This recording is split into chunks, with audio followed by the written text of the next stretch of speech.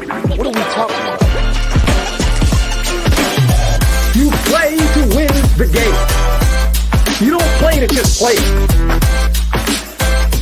Come after me! I'm a man! I'm 40! Can't wait! Let's go!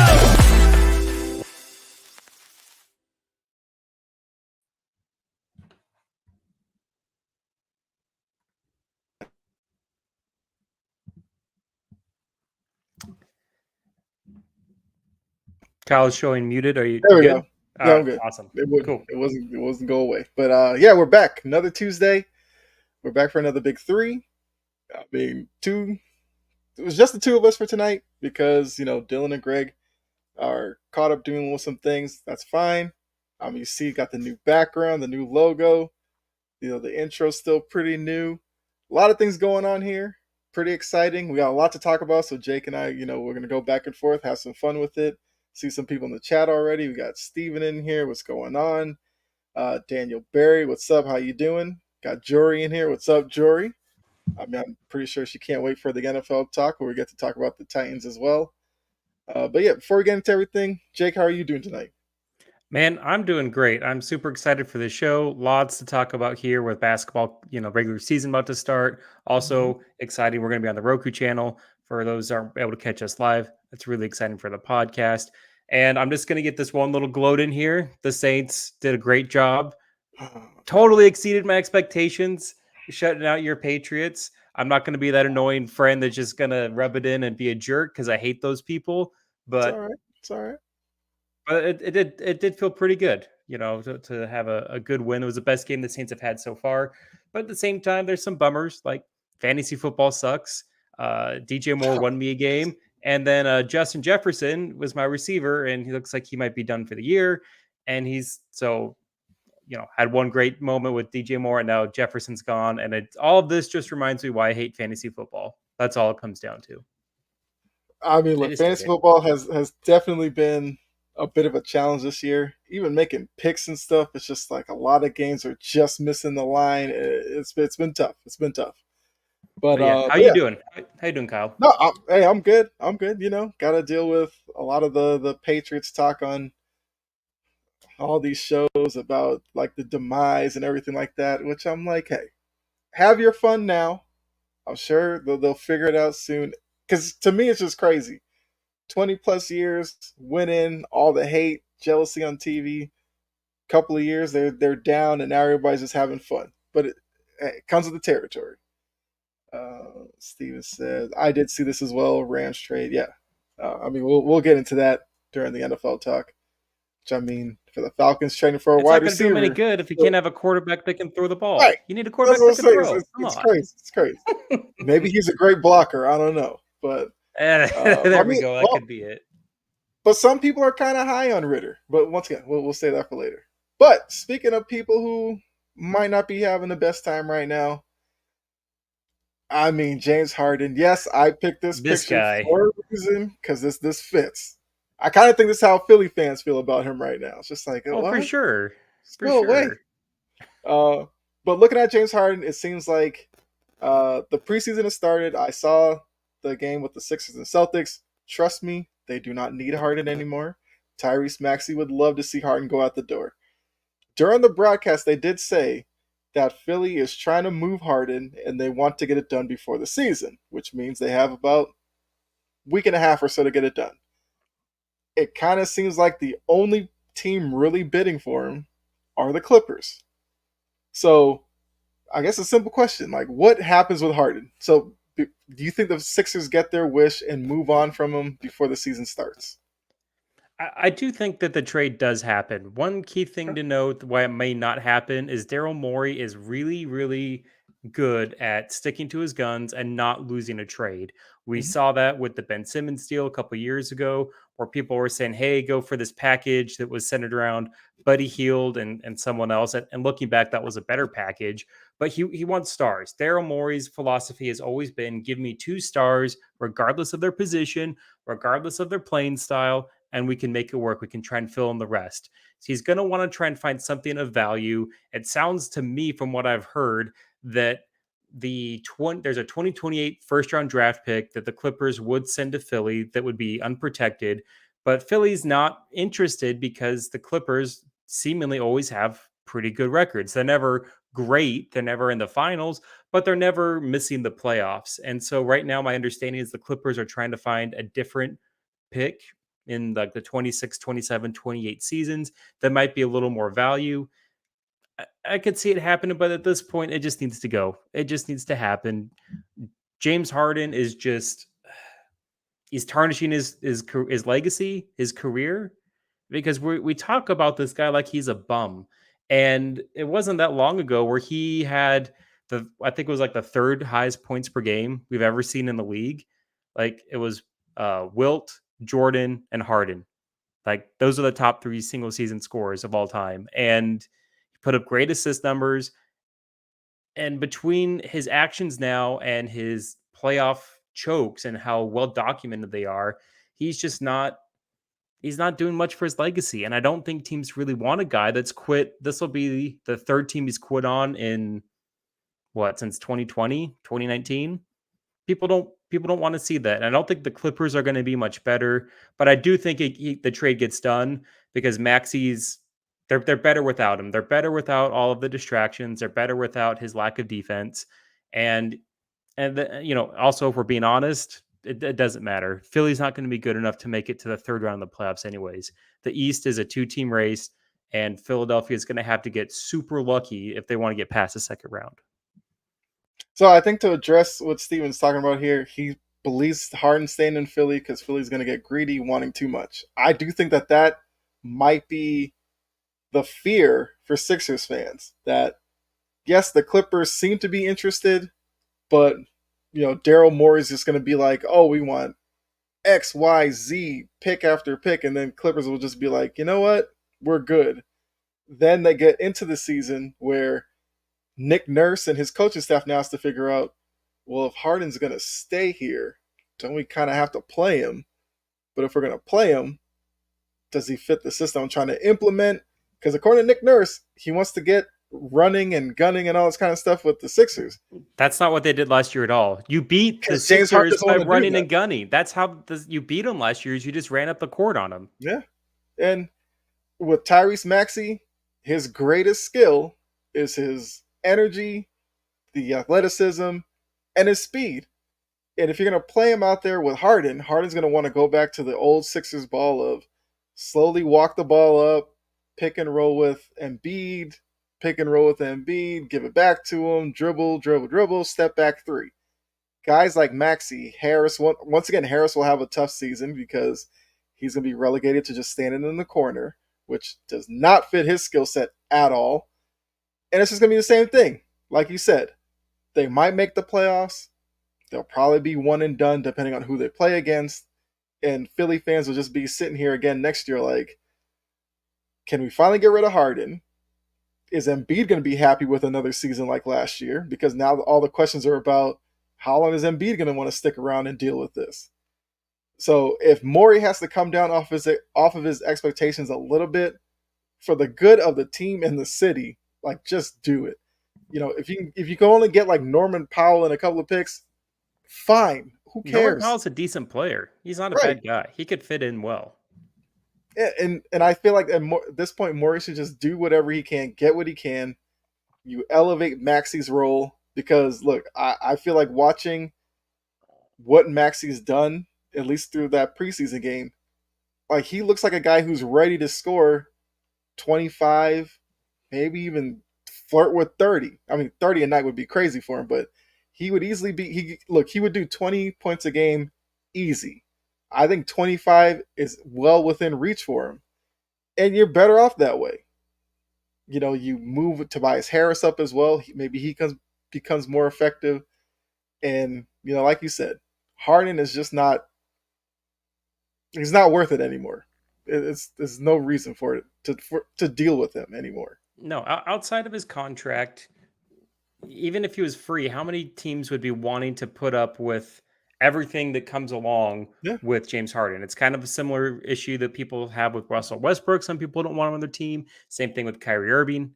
There's some things that just come along with James Harden that just turns teams off, and you can't blame him. He's going to want to pound the rock. He's not a good defender. He takes nights off, and the real concern is if he continues to play, he's going to quit on the team. And we can only say that because we've seen it happen in Houston and in Brooklyn. Like if he's done it twice, he's going to do it a third time. He's not going to come in, in that great a shape, and he's just going to kind of pout to get what he wants. The only thing, I'll play a little bit of devil's advocate here, why Okay. Daryl Morey might decide to hold out for a bigger haul for James Harden is he knows this team can't get it done. They can't get to the third round of the playoffs in the East. And he knows that this time next season or next summer, Joel Embiid's going to be wanting a trade. He's going to be asking for a trade. He's going to want to go to like New York or some other big market. And he's trying to get as much as he can with Harden and with the eventual Embiid trade to rebuild Philadelphia. Because if he just gets one player and a crappy draft pick, that's not going to do very much for him. Mm-hmm. I don't think that's necessarily the smart idea. If you're Daryl Morey, you have to get bad locker room guys out, and you have to do it quickly. And again, Norman Powell and some draft picks, it's not bad. And you might lose the trade, but your team's going to be better on the court because Harden just doesn't fit anymore. And it's hard because a lot of people used to defend Harden. I've never been a huge fan of him. I've never liked his play style, but it seems as year after year goes on, people are defending him less and less and less. And he's, like I said at the start, he's just ruining his legacy as the playoff choker. Like it's like he's worse than Karl Malone. And I'm a Utah Jazz fan who watch Karl Malone meltdown all the time. Like he is the definitive definition of playoff choker and guy that just quits on your team. So Anthony says, does James Harden have capital for a trade? Yes, because he's a name. Now the issue is he might not bring back what Morey would like or what James Harden probably has in his mind that he's worth. But it's kind of like addition by subtraction. Even if you have to take, like they said, like 75 cents on the dollar, fine. I don't care. Because at least you're giving me guys who I feel like I know will be there in the playoffs and I know what I'm going to get from them. Everybody fell in love with Harden last year in the playoff series against the Celtics because he basically won game 1 for them. Okay, that was cool. 2 and 3, he did nothing. And then I think he showed up game 4. It was either game 4 or game 5. He had that really good game and he showed up. He had that buzzer beater and everything. But in between, he was garbage. Nothing. And then 5 and 6, And then game 7, from the minute they jumped at the center circle, James Harden was done with that game. He wanted no part of that. You could tell as a fan that he was done and he was quitting. And it's just like the amount of money he makes, the status that he has with some who thinks he's a superstar, whatever you feel about that. I can't have the guy who's supposed to be the number 2 to Embiid just quitting on a game 7. Like, it doesn't make any sense. In game 6, look, Tatum struggled.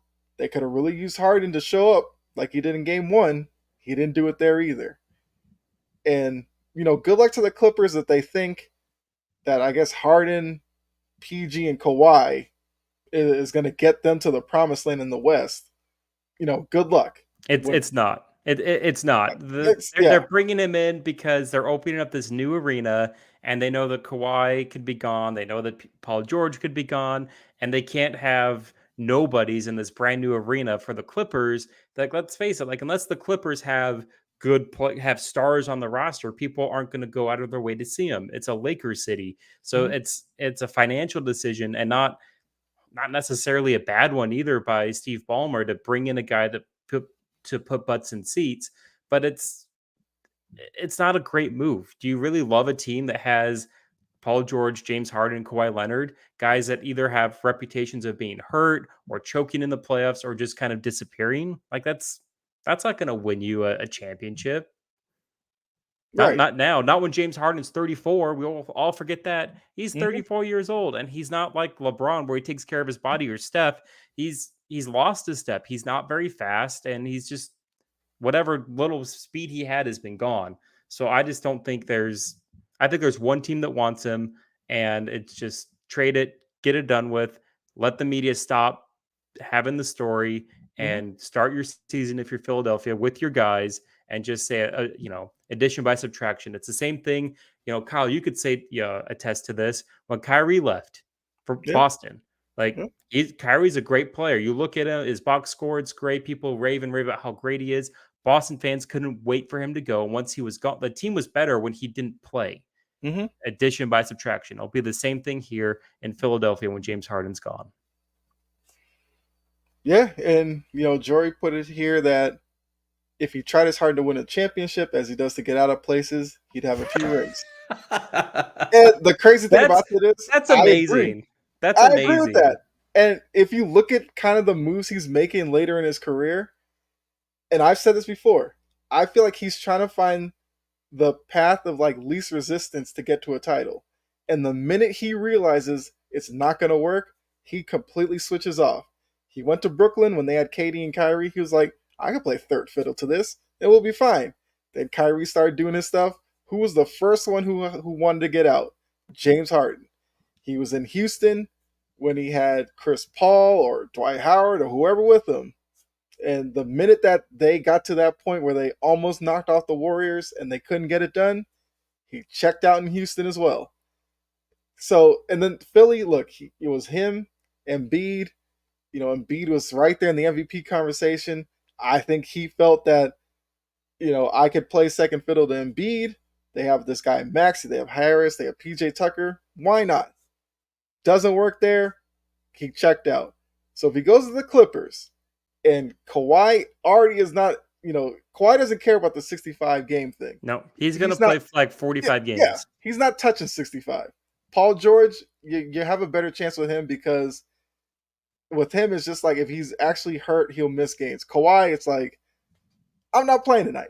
The knee's a little bulky, I'm just going to chill for a couple of weeks. And the Clippers are like, okay, as long as you're there in the playoffs, which he hasn't really been available for them either, but at least Paul George is trying. At least you right. could tell, like, he gets hurt, but the dude tries and he cares and he plays good defense. Like, Mm-hmm. I'll knock Paul George too on his availability, but at least he tries compared to Right. these other two guys, the other two potential teammates for the Clippers. Yeah. And like this, I think there's like one last thing before we move on. The NBA changed the rule just, I think, last week or something, where they're saying to like rip through if you're not like what was it like? If you're not actually attempting a shot at the basket, is like no longer a foul. It's just a no call. That's going to affect guys like James Harden. Remember, they took away his move where he used to dribble into the lane, kind of stop and let you run behind him, and flop or whatever. They The took head that, fake, the head smack thing. yeah, Yeah. they took that away from him, and he even stayed more on the perimeter. Now you're going to take away the little rip through. How many points per game does he lose off his average now? And also with that, losing the speed to get to the basket, even if that move wasn't taken away, you still can't get to the basket. Now Yeah. you add on that rule change. It's I want to add this one question in for James Harden, and I'm going to kind of make a comparison because we know who James Harden is. We know what he is at this stage of his career. Let's say that the Clippers somehow it gets traded, they win the finals this year. Kawhi or Paul George, the MVP. They're the two best players. Does this really change our long-standing view of who James Harden is, of his legacy? Because the best comparison you can have, not a comparison, but like Gary Payton, when he won that championship with the Heat in 2006, does that change anyone's opinion on where he ranks all time as the greatest point guards of all time? For me, it doesn't. And I love Gary Payton. Mm-hmm. Well, actually, I hated him because he always beat my Jazz growing up. Right. I have a lot of respect for Gary Payton. But that championship didn't like go, oh, now he's a top 10 point guard of all time. I don't think even if he wins a championship, you said trying to find that path of least resistance, if he gets there and wins it, I don't think anyone's going to have this great change and looking back that, oh man, James Harden's so good. He was so great. So I just don't even know there's no good win for him. There's no way for him to come out looking better because he Mm-hmm. keeps quitting on his teams. Yeah. I look, more power to James Harden. He sits there and wants like more money, but he keeps quitting on teams, which just hurts his value. But he still insists that he's the guy who deserves it. It's a funny dynamic that he has going on. Systematically burn bridges with every team he's on while thinking he's still a top star in the league. I mean, we'll see if Philly is serious about moving him before the season starts. Then we should have some news about potential trade pretty soon. Then He maybe should by be next week. traded before our show next week. If they're Right. serious about this being done, it should be done by next Tuesday. Well, we'll see. We'll see how that goes. So moving on, we're sticking with the NBA still, but storylines. We're into the preseason. Season's right around the corner. Like, what are some storylines that we think are going to, I don't know, command some time in the headlines as the season gets started or as we progress through the season? The obvious ones would be the Dame Lillard addition to Milwaukee, he and Giannis. You have the Porzingis Drew Holiday in Boston, obviously a storyline to watch. But what's something else that has you kind of intrigued as the season's almost here? Well, as far as stories that are going to take up a lot of attention, a lot of media attention, we know Victor Wemby is going to take a lot of attention.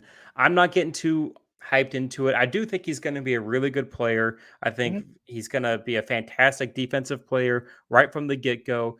Offensively, it's going to take him a little bit to kind of warm up, but we're going to see great games. He had some moments where he looked really good against Oklahoma City, and then we're going to see moments where he looks like a rookie. Yeah. But for me, the story that I really want to see is what is going to happen with Zion.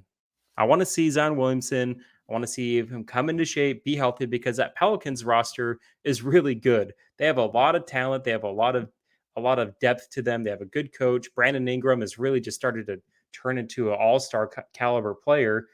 And really, if they get Zion and they can utilize everybody else and not have Zion Williamson be the point forward where he dominates the ball so much, they could be a legit contender. But there's so many question marks about his health, about how many games he's going to play. It's shrouded in mystery. So that's one that's going to be, for me, it's going to want to take a lot of attention. And I think the other one that I really want to see that what happens is Memphis. How are they Mm-hmm. going to react with John Morant with a suspension for 25 games? How is he going to come back?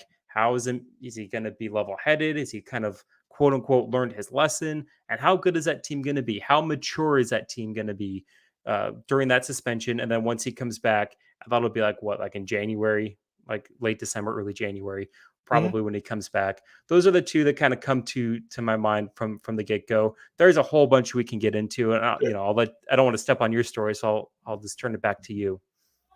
I mean, I think the Pelicans one is an interesting one when because if you look at the West, you have Denver, which which probably could be a storyline in itself that Denver is not being talked about a lot at almost not at all during this It's offseason. insulting. If I was a Nuggets fan, I'd be upset. I'll put it Yeah, that way. because Portland took all the headlines. You still have like Lakers stuff. You have Boston, Milwaukee. You have the Heat, and it's almost like a foregone conclusion that Denver's not going to repeat. So let's not even worry about them. And if you look at that, if you look at the West that way, then who's going to be that next team? Like you said, Memphis. A lot of people wanted to anoint them as the next team, but then John Morant kind of did his stuff, sabotaged it.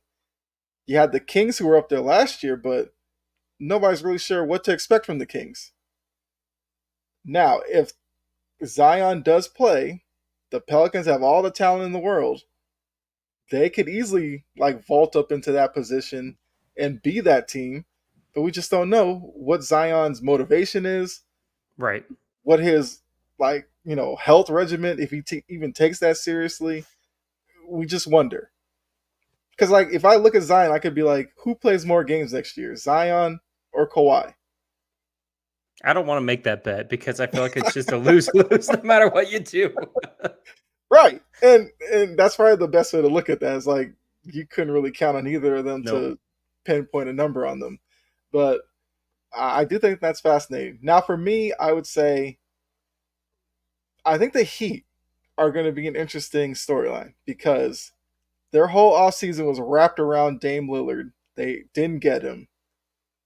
Then a lot of people thought they were going to be in the Drew Holiday sweepstakes. They didn't get him either. And Drew is a perfect Miami Heat guy. Like they talk about Heat culture, Mhm. and I can't think of a better point guard in the league that matches Heat culture. Great, great defensively, locker room. You don't hear any players say anything bad about Drew Holiday. Mhm. Always in shape. I'm surprised they didn't make a move for him, but I'll let you go ahead and finish your thought. No, but it's just like, so now that they haven't gotten those guys, the season's about to start. So we're assuming that the team that they have right now is what they're going to go into the season with.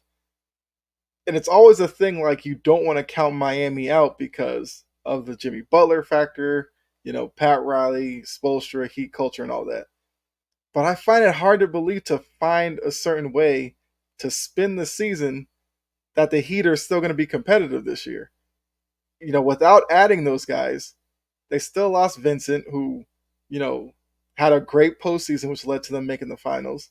They lost Strus, who, kind of up and down, but it seemed like in key games he showed up. When he was up, the Heat won was the thing. When he was up, the Heat won. And that's why losing him is a big deal. Is yeah, he was an up and down player, but when he was up, that's what carried the Heat through their playoff run. Yeah. And it's just like now we're supposed to assume that the Heat culture just translates to no matter who's on the team, they'll just find a way to get it done. Jimmy Butler, new hairstyle and all, we know what you're going to get from him. I think this puts a lot more on Bam's shoulder to be the clear-cut number 2, and night in and night out, he's going to have to perform. I guess Kyle Lowry, You can't count on Kyle. I How mean, old I is don't. he? He's 30, what, 30, like 7, 38? You can't count on him. All you could count on him is to draw charges. Like that's Right. it. But, Tyler Hero, I guess, but then He could he get was he was traded. he was hurt a lot of the year last year. And yeah, like I said, he's kind of mad that he wasn't enough to get Dame to Miami. We'll see what that does to him in the season. Like, is he motivated? Is he gonna pout? I don't know. And then Duncan Robinson. Outside of that, a lot of unknowns. And if they can make that happen, more power to them. But I know you're not supposed to write them off, but I'm kind of writing them off this year. No, that's a good point. And it's hard because I remember this summer I made like, I don't know if it was what you call it a promise or something, but I said if the Heat go to the NBA finals as the 8th seed, I will stop making the snarky remarks about Heat culture because I'd Mm-hmm. hear Heat culture and I would laugh and get like kind of like the ick feeling because it was so overused. But Heat culture can't do it can't overcome this roster. Like we have Jimmy Butler who's great, but we know he's great in the playoffs. It's like how can this team make sure that they're in the play-in tournament? And then when they get in the Mm-hmm. play-in tournament, you're kind of risky. They lost their first play-in tournament game last season. So I think it's going to be really interesting to see how they're going to kind of limp along. And I think their goal is to be like 8 to 9. They know they can't be a top 5 team or top 6 team in the East. Their goal is just to Mm-hmm. kind of get by, hang in there, and the whole season we're going to be hearing Tyler Hero trades. We're going to be hearing those rumors because he's their only big trade piece. They're going to try and maybe do some upgrade, but I don't. With the way the East has changed this season, I don't see Heat culture being enough to get them out of the first round. I just don't. Yeah.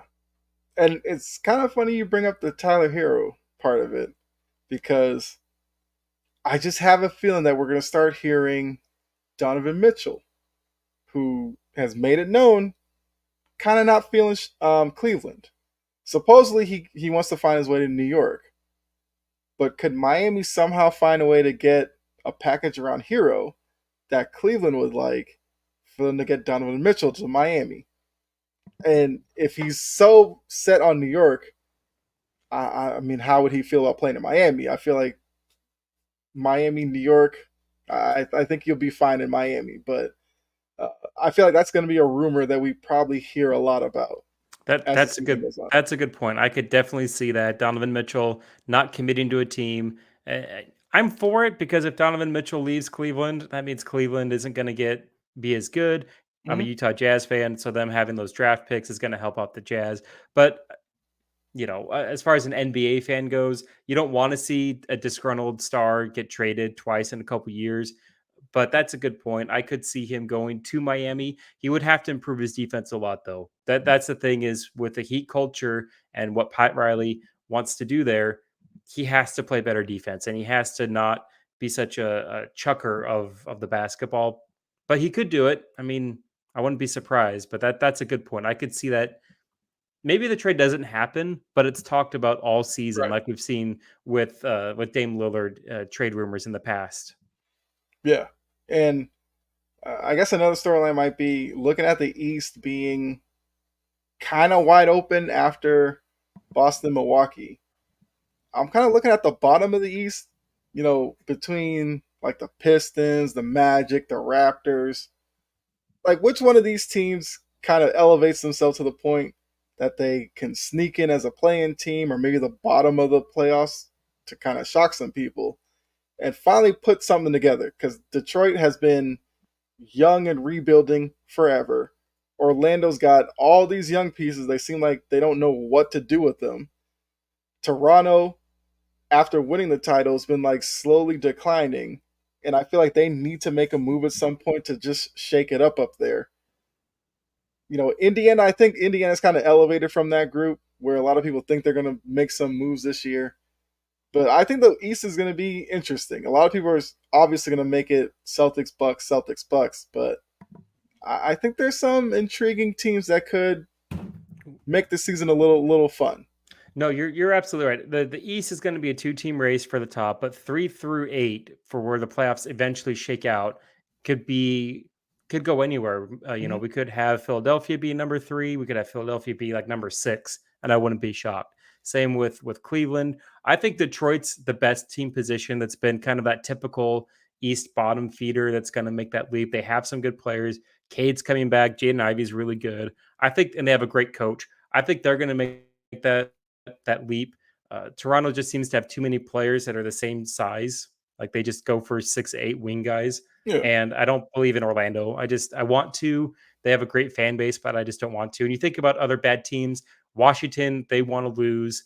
Uh, Atlanta, they could move up. We could see what happens there. Mhm. It's going to be a complete roller coaster between two through probably like 14, because we know that the Washington's going to be the worst team in the Eastern Conference. Everything outside of that could be, like you said, come wide open, and it'll be really interesting to see who decides to make a run for it. Who decides to try and get? Maybe they say, "Hey, let's just go all in. Let's cash our chips in. Maybe we get lucky with some injury breaks and we end up in the Eastern Conference Finals somehow." I don't think it's a smart move, but I think a team is probably gonna see that way and go for it. Yeah. And with Washington, look, Jordan Poole's gonna take every shot he can He's and he's gonna be just so score as much happy as he getting. wants. He's Yeah. gonna average 25 points, not be expected to do a lot and make all of his money. He's fine. He's a happy cat. Yeah. All right. So one other NBA question I just thought about. So looking at some of these teams who kind of, I guess, created super teams, you would say, between Phoenix, Milwaukee, Boston. I think those are the three. Which one of the three do you think has the biggest potential to blow up and just fail miserably? And which of the three do you think has the best chance to work out and end with a title? Of those 3 teams that we listed, so it's the Phoenix Suns, Boston Celtics, Milwaukee Bucks. I think all 3 teams are going to be very good, but Phoenix has to be the team that concerns me the most. Now, I do feel a little bit better. They got DeAndre Ayton out. Uh, Hmm. I think he's a good player. He's a better player than Yusuf Nurkic, but he had to go. It's going to be addition by subtraction. There was too much drama, too much damage that was done in Phoenix with him being there. But you just have to worry about the depth for the Phoenix Suns. You have to worry about Kevin Durant's health. He's a great player, but he's older. I think he's like 34, 35. He's Hmm. had a lot of foot injuries. He's had an Achilles injury. So you have to worry about how that team is going to go. And we've seen this team historically just not perform well. So those are the team. That's a team that I don't think is if let me rephrase that. If there's a team that's going to play poorly, if there's a team that's going to implode, it'll probably be Phoenix. I like both teams in the East. I think we said this last week. I think Boston's just a little bit better. They have more cohesion. They have a little bit more depth. They're a little bit younger, and I just trust that Brown and Tatum and Porzingis are just going to get it done. And they, then they add in Drew Holiday, who's just going to be able to play great defense and distribute the ball and have his nights where he's really hot, and the nights where he's not, he has plenty of scoring around him to kind of make it so it's not noticeable. But Milwaukee's going to be great too. Giannis is not going to let his team fall apart. Giannis is not going to let his team implode. He's too good. He's too strong, and he's not going to let that happen. But I don't think any of those three teams are going to implode. But if I had to make a bet, it would be Phoenix. Okay. Yeah, I mean, I would agree because, based on how you have them ranked, it's Celtics, Bucks, Suns out of the three. Now, the Suns one, the part of it that I think is going to be the crucial point is the way that they set the team up. They're depending on those five guys in the starting lineup to all sacrifice something. Because one of them's got to run point when they won't necessarily want to, because they didn't bring in a traditional point guard. I guess all signs point to probably Beal trying that. I don't know. But I think that's going to be the interesting thing with them. And if they do go that way, how many games at the start of the season, will they lose because Beal's a little uncomfortable running point? And then at what point does it just click for them and it's just nothing to it anymore? I think that's going to be a key part for them in the West because they don't want to fall too far behind. But if they kind of switch it on early enough, then maybe they become some type of juggernaut. I don't know. No, that's a good point. Phoenix is definitely, of those three teams, Phoenix is going to be the team that's going to take longer to gel. We know, like Boston, they're going to be fine. They're just going to add in Kristaps, they're going to add in Drew Holiday, and I'm not too worried about them learning how to play with each other. I'm not terribly worried about Milwaukee learning how to play with Damian Lillard because Dame is a professional and he's going to Mm-hmm. figure it out. Phoenix has a lot of changes. They don't have a point guard. I don't like. Look, I just pulled up their roster. Like Grayson Allen, he can handle the ball. Don't love that. Bradley Beal's, all he likes to do is score. Don't love that. Devin Booker, maybe. I mean, is Kevin Durant going to be bringing the ball up half the time? Eric Gordon is probably going to be like your six-man point guard. Mm-hmm. How much do you love that? How much do you trust this team being healthy? Because we know Kevin Durant has injury history. They're an older team. That's the thing that's a great point. They're going to take a long time to gel together, and people are probably going to start to bail on them. But who knows? By middle January, they may have figured everything out and taken off, and we all look like idiots for overreacting in November. Right. Yeah, it's going on, Saijan. But yeah, it's gonna be definitely interesting with because NBA season is always interesting. Plus, we have the in-season tournament. We don't even know what that's going to look like in its first iteration. Although I keep having this feeling that the in-season tournament is going to turn into younger teams probably shining, which I honestly don't have a problem with. Like if Wembanyama goes on some crazy run, the Spurs win it.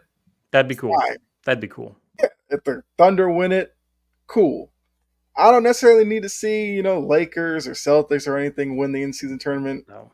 And honestly, without a reward being attached to the postseason, LeBron, and with his age, shouldn't be putting on extra miles and really really competitive basketball in the in season tournament. He needs to be Mhm. focused in for the spring and early summer.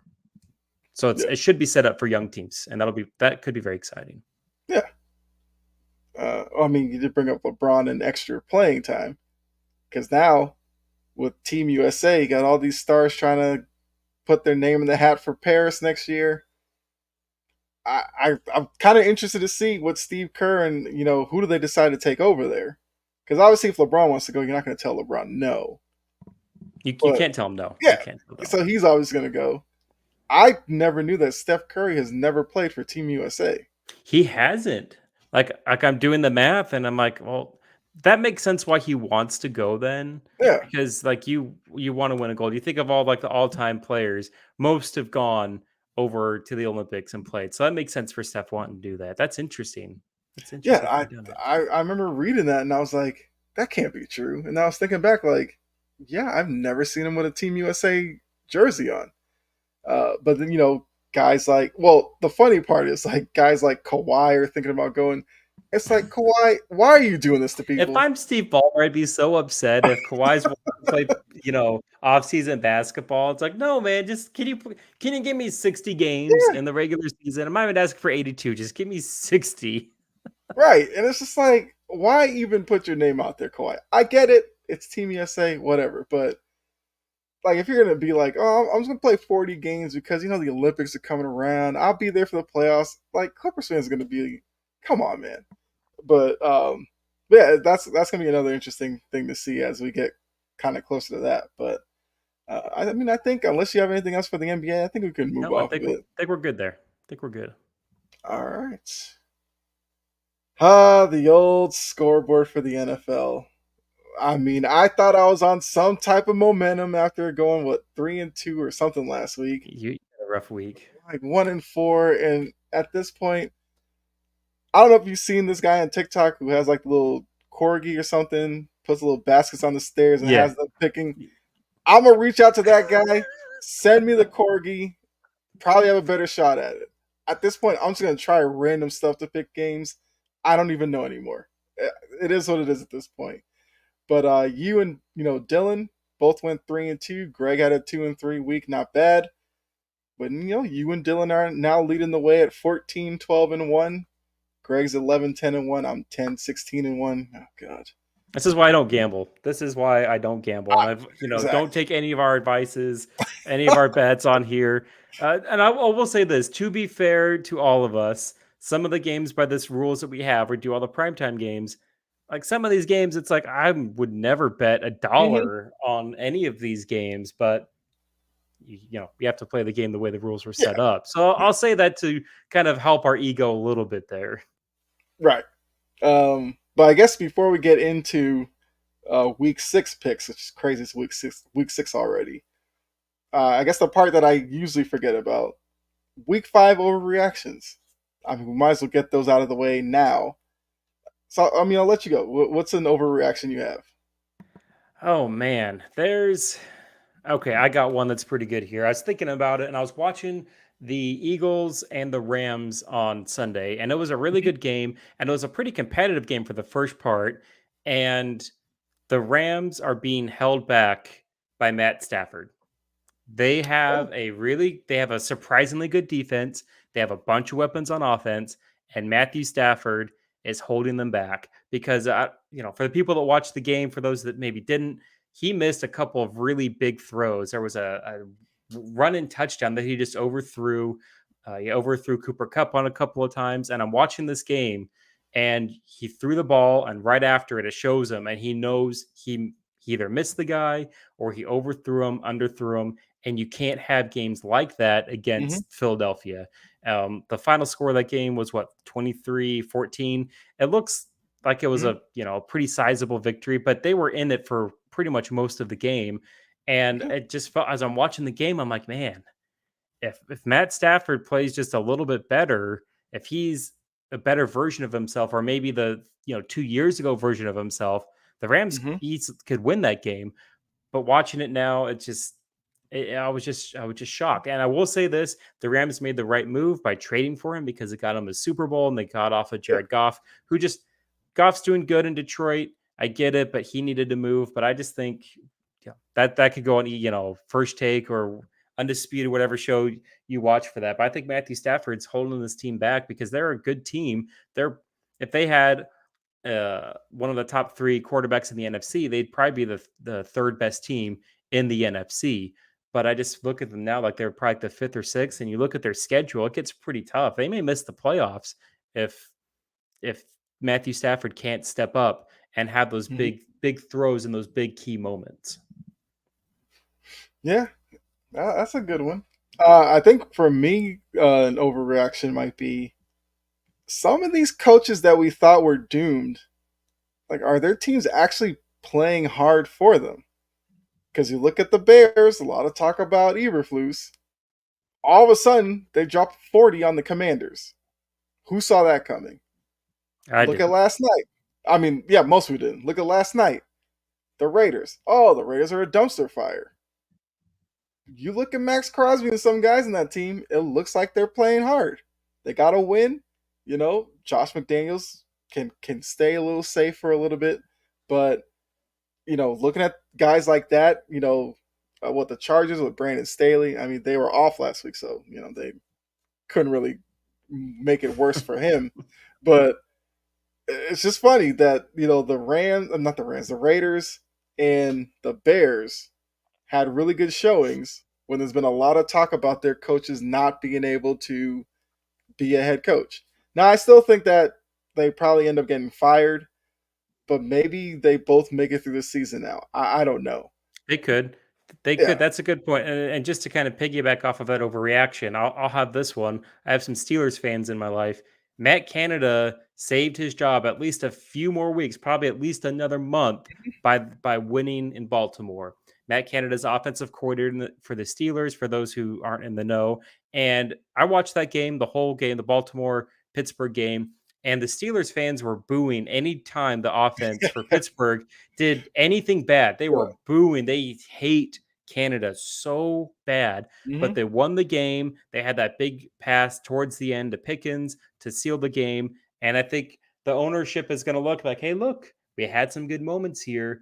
Mm-hmm. And if you're a Steelers fan, you're devastated because Baltimore lost that game. Lamar Jackson didn't look good, but the receivers also had like 7 or 8 drops, dropped multiple touchdowns, multiple huge first downs.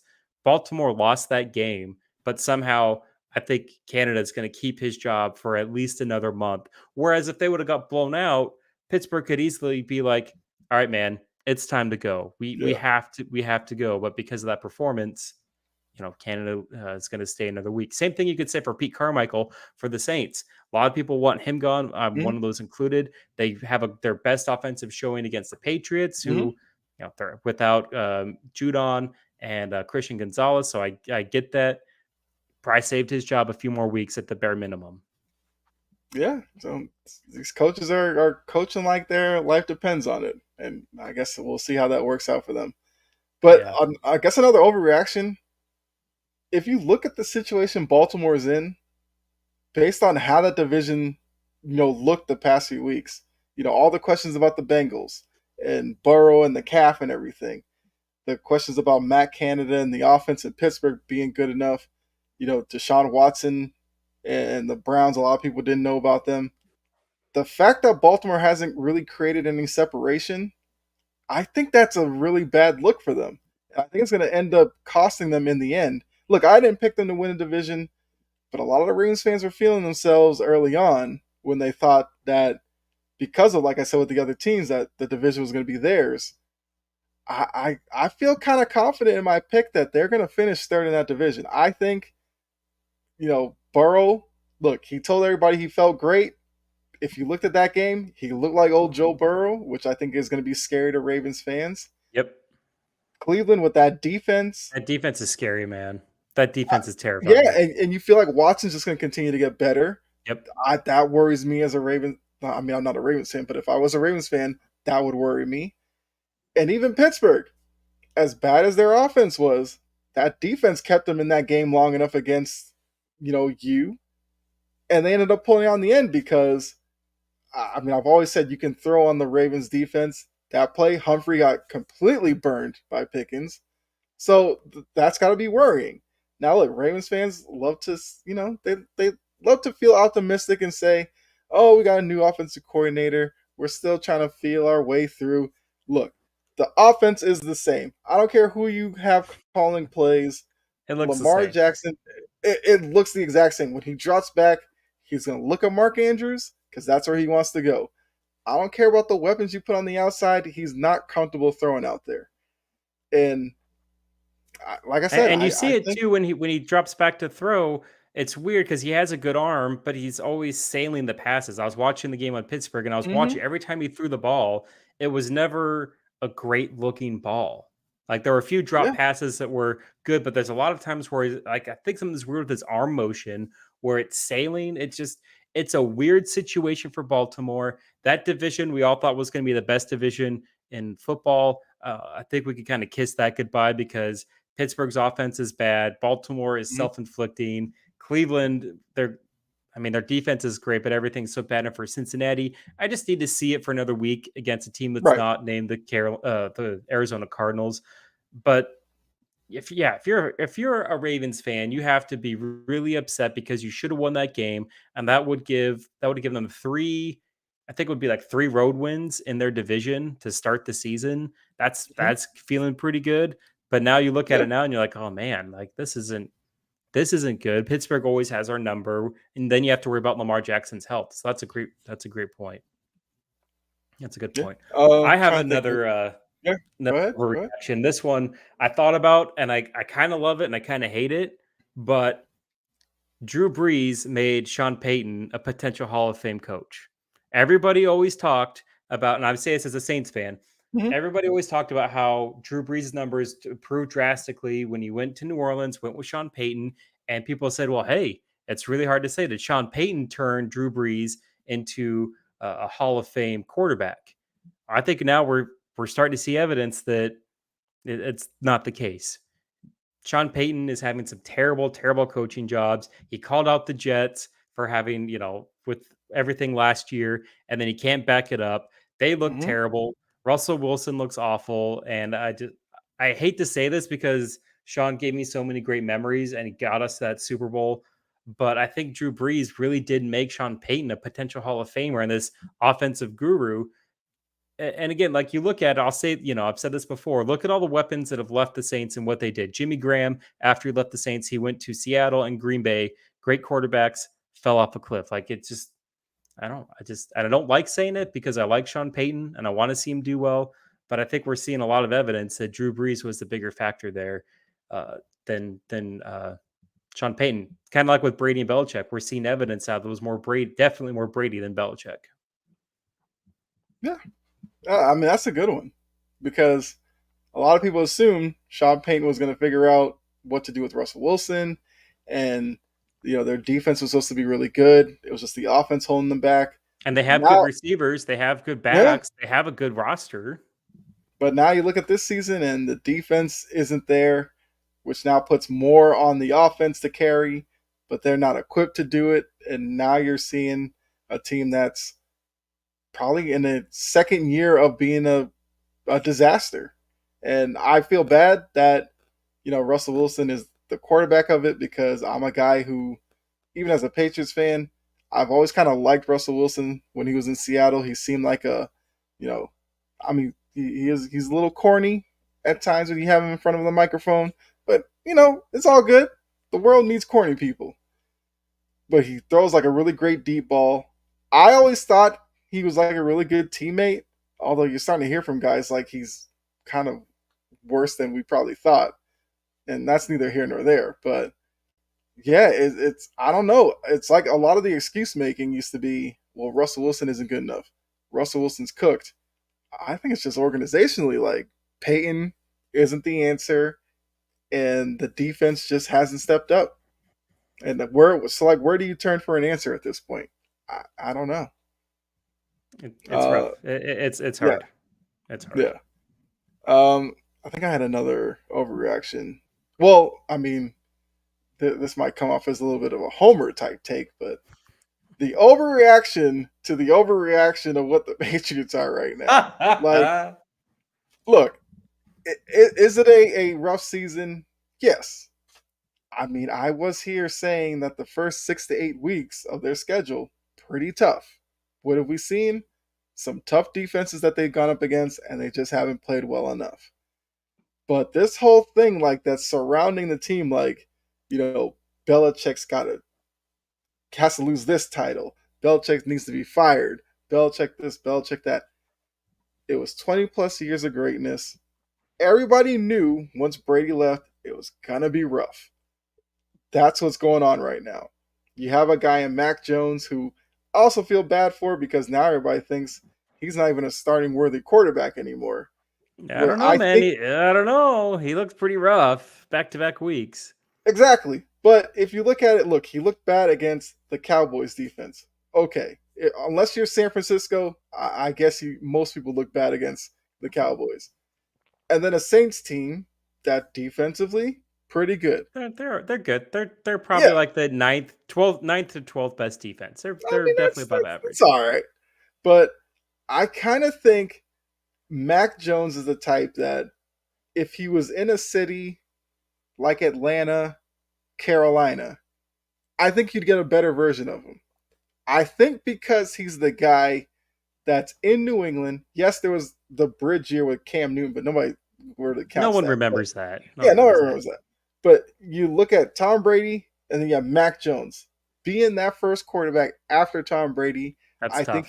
I think he's put a lot of pressure on himself to be perfect, which I People think were calling has him the baby goat when they drafted him. They were like, "Oh, it's a baby goat, man. He's going to be great." I mean, that might have been a little too far, but it's just like I think sitting in that situation, and that's a city where sports talk radio that loves to, you know, trash their own players and tell you what you can't do as opposed to what you can do. Boston sports media is not good Uh, for yeah, they and they know what gets some views and listens, and it's yeah, negative talk. They know that stuff. They have it figured out. yeah. So for a guy in Mac Jones who is struggling right now, I just don't know. I think the whole situation of being in New England is just too much for him. So I do think he probably just needs to go somewhere, which it looks like that will probably happen after the season, and try to pick up his career somewhere else. Maybe he has to go, I don't know, maybe like the Fitzpatrick type of route where you're backing up, but then you get an opportunity to start somewhere, and then maybe you can kind of remake the second part of your career. Because I still think Mac Jones can play in the NFL. It's just that I just don't think New England's the right It's not environment in New for him. England. They don't have the best weapons for him. They have an offensive coordinator this year, which is a bonus, but he's not. And I think you're right. And I'll say this too: any fan will take what the Patriots have had from 2001 until now. Like as a Saints fan, I'd take it for any sport Yeah. and take. If it took 10 years of my team sucking before I got to the playoffs again, it's like I got 6 Super Bowls. I went to Right. 9, won 6. So everyone else is just kind of either jealous or they're finally glad that the team that they've seen for so many years win and win and win lose. Like that's how I was. Like the Patriots have been good since I was in 8th grade. Hmm. I'm in my mid 30s now, so it's kind of refreshing to see him not be at the top. Hmm. But my question to you is, what do you do for this season? Because clearly, like they're not going to make the playoffs. They're not geared for that. What do you do? Do you try and salvage Mac Jones? You put in more Bailey Zappi to see if he can go for it because you can't go week after week putting in Zappi in the fourth quarter. You Right. have to go one guy and stick with it because otherwise you're going to alienate the fan base, divide the locker room, and the Hmm. quarterbacks are just going to be messed up mentally because you can't be Mac Jones can't be looking over his shoulder wondering when he's going to get yanked for Hmm. Zappy when he's playing bad because that's just going to make him play worse. So what do you if you were running the Patriots as a lifelong fan, what would you do to kind of try and salvage this season? Like, okay, so I think the interesting thing is like he's liked within the locker room. Guys love his competitive spirit. So I think he's kind of safe there. But like you said, eventually the losses are going to weigh on a lot of these guys. I looked at their schedule and I thought if they could be around 500 by like week 10, I think their buys in week 11. If they were like a 5-5 team at that point, I feel like you count that as a win and you move on. But now they're at a point where, they're 1-4. You're looking at a game against the Raiders, which we know how that went last year. Then after that, you're looking at Dolphins, Bills, back to That's back. that's rough. I mean, it might just start getting even worse than it is right now. The kind of positive to it is once you get past Miami and Buffalo, the schedule kind of opens up for like 4 to 5 weeks. But the issue is if you're so far out of it by that point, maybe the players don't have the morale to really play and they just start losing games they shouldn't at that point. So I think they should try to salvage Mac Jones because what's the worst that could happen? He figures out something, turns it around, and you count this as a year of figuring it out, and then you go into next year with him Right. clean slate. If it completely blows up, Mac Jones continues to turn the ball over, the team can't score points, you get a high draft pick. Okay, maybe you get Caleb Williams. Well, although his list of teams he wants to play for, I don't know if I That's would. a whole other story. Like, Yeah, but I there's don't good know if I would quarterbacks. approach that. Yeah, but you There's got good Drake May, quarterbacks who, yeah, for the Patriots to go for. Absolutely. yeah. So do you just kind of reset it with a new quarterback and move forward that way? Because Bill Belichick did say, like after the game, it's like time for a restart or a refresh or something. A lot of people are like, "What does that mean?" Maybe that's where his head is at. We'll see where this season goes. If I have to bring in a new quarterback, I'll do it, and we'll kind of start over. Because I think, like you Yeah. said, with the run he had, I can't see Robert Kraft just firing him because Robert Kraft was a guy who was a Patriots fan when the team was awful, bought the team, and Belichick brought all the success. So I think it's going to be something where Belichick kind of coaches until he just doesn't have the energy anymore. Now the GM role is That another needs to thing. go. That has to go. He's not going to give it Yeah, up because those who get power don't give it up. Like, right. no matter where you look in history, but he's never been a good drafter. And give me a situation where a coach has been both coach and GM in any sport, and it's worked out well as far as they do both roles efficiently. Now, I Hmm. know Bill Belichick won all those Super Bowls. They went to 9-1-6, but there were so many misses that he had in the Hmm. draft. Like, I can't think of a good sports head coach, general manager in any sport where it's been like, yeah, that's a good decision that he's doing both. He needs to drop it, but I don't think he will. So I think there is a way to work around that because I do agree with you. I think it's going to come down to the point where if he just wakes up one day and is like, "Look, GM coach, it's too much. I just want to focus on coaching," then he kind of pulls himself away. He's not going to do that. What I think Robert Kraft and maybe talking with Bill can do is get Bill to bring in like an assistant GM who's kind of An actually assistant right. GM. He's actually going to be like doing the job. Maybe Bill Yeah. has final say or something, but have people around Bill the GM that can, kind of direct him a certain way with the draft. Now he's drafted some good defensive players. He just has a blind spot when it comes to wide receiver He can't do that. He can't get and receivers. quarterback. Yep. And look, wide receiver position when it comes to the draft, it's a crapshoot because a lot of these guys put up big numbers in college and then they get to the NFL, they can't create separation and all that. And the Sure. way wide receivers are wired, being all diva like, it's a whole thing. It's tough. Yeah, for sure. But Yeah. I mean, like Mo said, just coach Just Bill, coach. just coach. Just And coach. as we've seen defensively, outside of the past couple of weeks, the defense is good. The defense was good, and I think the game would have been. I think the Saints still would have won, but it definitely would have been a closer game if Judon plays. Like, if Yeah, you losing both Gonzalez and Judon definitely made a big impact for how they played. And I yeah. think Judon, is he done for the year? Is that what I've heard? Or I I've heard both I guys think might be done for the year, and that's there's a better chance of Gonzalez coming back, but right. I think you've And probably seen the last of that's both of rough. them. That's rough. If I'm a Patriots fan, and I don't want to like kind of make this all Patriots talk, but if I'm running the Patriots, I'm keeping Mac Jones as my starting quarterback up until the bye. So if you said it's week Yeah. 11, that's kind of far. I can't pull him and be like, okay, you're not starting the next 3 games because like the Raiders have a really good pass rush, and then you're Hmm. playing against the Buffalo Bills, who when they're not in London they play really well, and then Miami. Like that's a tough ask. Hmm. Wait for him to see what he can do after that. But if we're going into the bye and everything's still terrible, then I'm making the switch. I'm going to Zappy and I'm saying, look, we just have to change for change's sake. The season's lost, and then try and get a quarterback in the draft for the next season because at that point it'd be game over for Mac Jones in New England. Yeah, because I had to pull up their schedule just to make sure that I knew what the bye was. So yeah, it's Raiders, Bills, Dolphins. Then you got Commanders, Colts. Then you have your bye. And then after that, you get the Giants, Chargers, Steelers, Chiefs, So Broncos, Bills, Jets. Commanders Colts. That we need to see what he can do against those two teams. Yep. The Commanders have a good defense, but you can throw on the Commanders. We saw that with Chicago. You can throw on the Commanders and the Colts. We'll just have to wait and see what they are. They play really tough. We'll have to see what they are. If he has two stinkers in those games, then it's time for Mac Jones to be over. Right. And then at that point, you throw Bailey Zappi out there.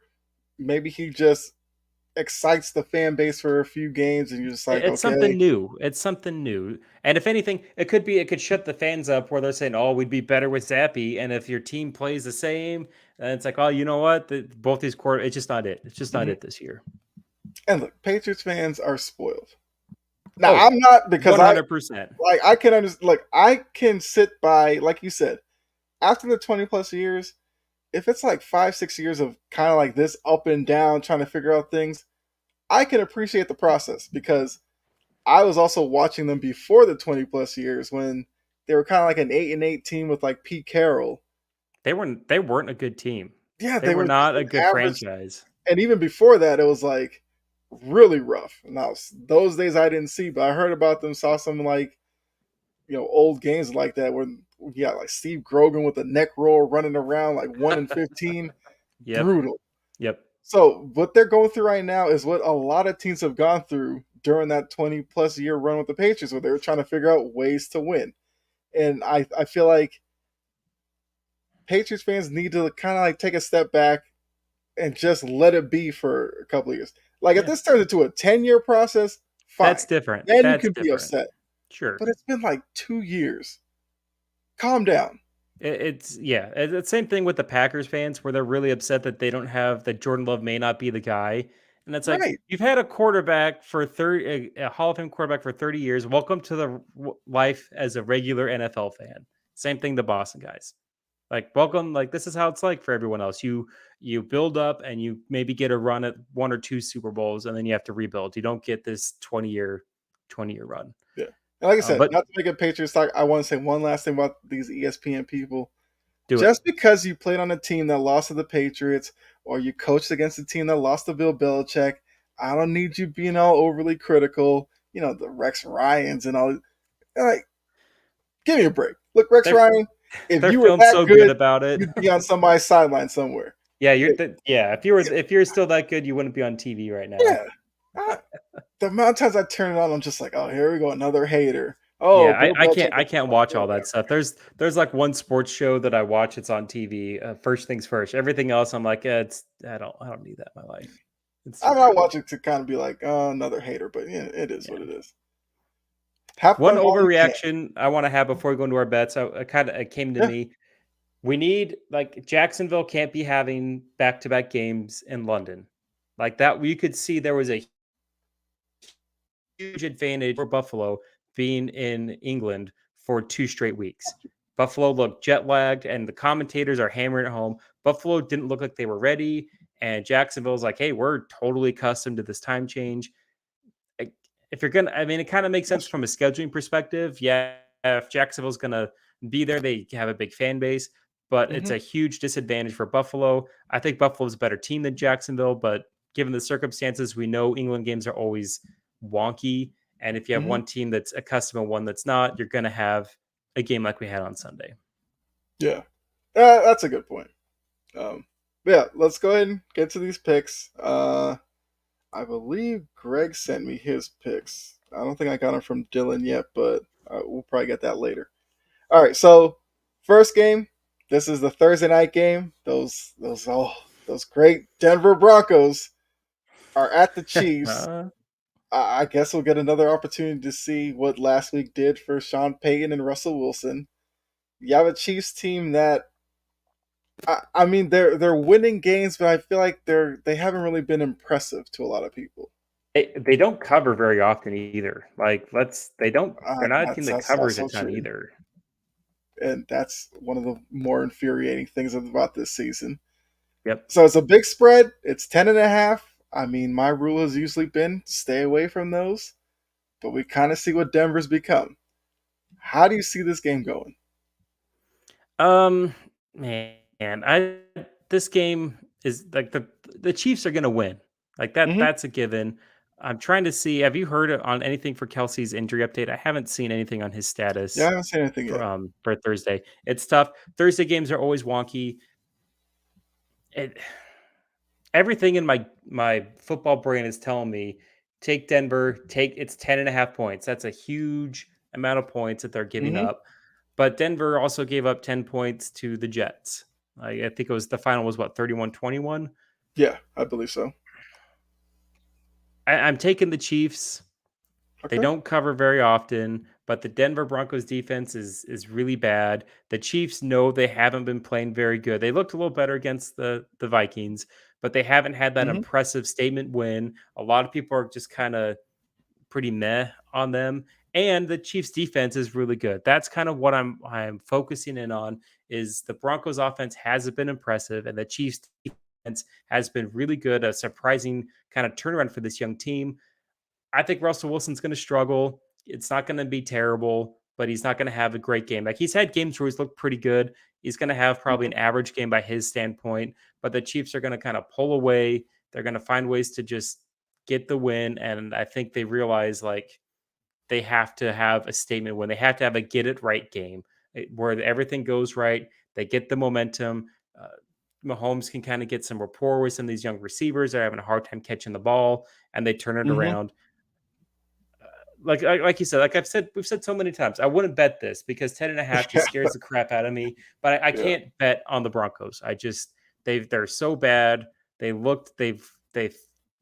the Jets game from everything I've heard was one of the worst games ever played. Despite there being some points being scored, it was just terrible football. And Hmm. the Chiefs are too good of a team and have too much talent to not punish that and not punish the Broncos. They'll probably win by 2 scores. Okay. They So need to get Greg, it. They need to get it right. Game. They absolutely yeah, need to get it right game, and this could yeah. be it. So Greg, Greg is taking the Chiefs. He's taking the points. So I think if the game was in Denver, I think Denver still loses, but I think they would cover. The fact that it's in Arrowhead, I think that helps the Chiefs here. But yeah, that 10.5, because what you always worry about is the backdoor cover. They're up Or 14. Mahomes sliding at the goal line, like we saw a couple weeks ago, where it screwed all of our picks. There's so much money was lost. I know it's the smart play. He Yeah. did the right thing. He did the right football move, but you have to know so many people were just so upset at, Mhm. at him sliding there.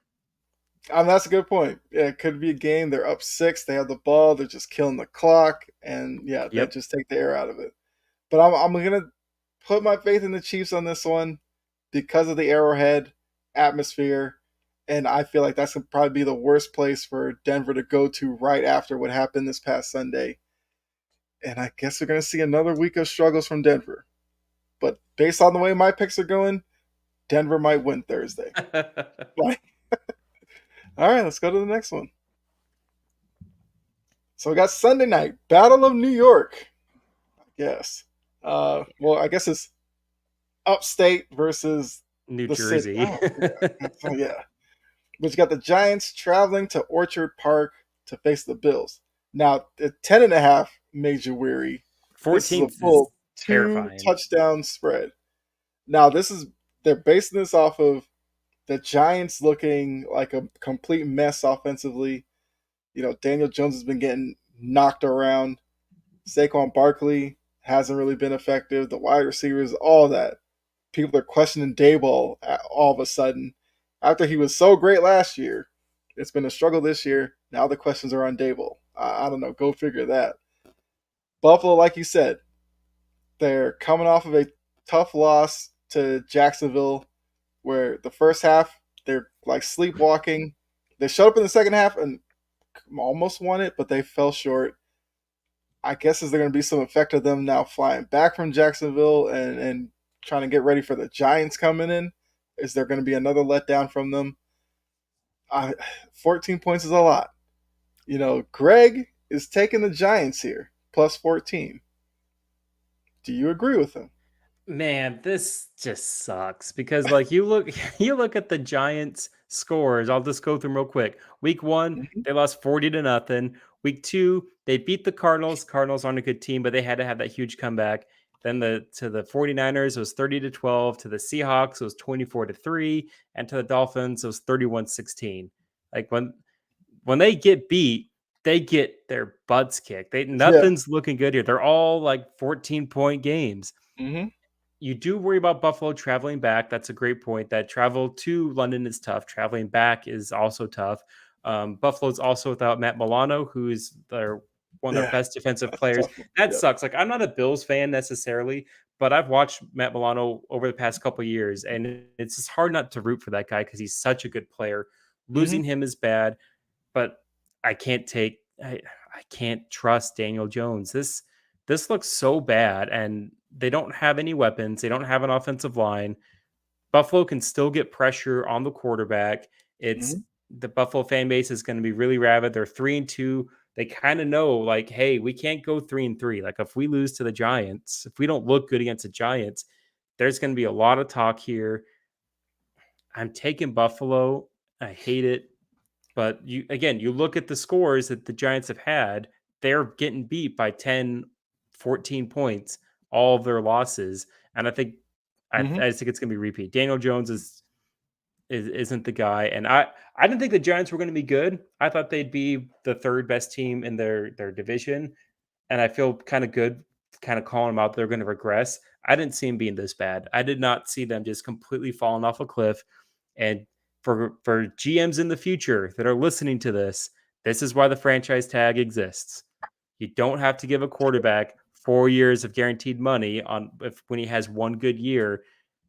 They should have franchise tagged him, but it's all in the past. I'm taking Buffalo again.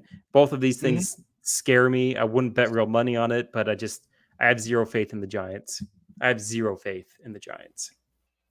Yeah, I'm taking Buffalo as well. You know, it's I just think that Orchard Park is a tough place to play.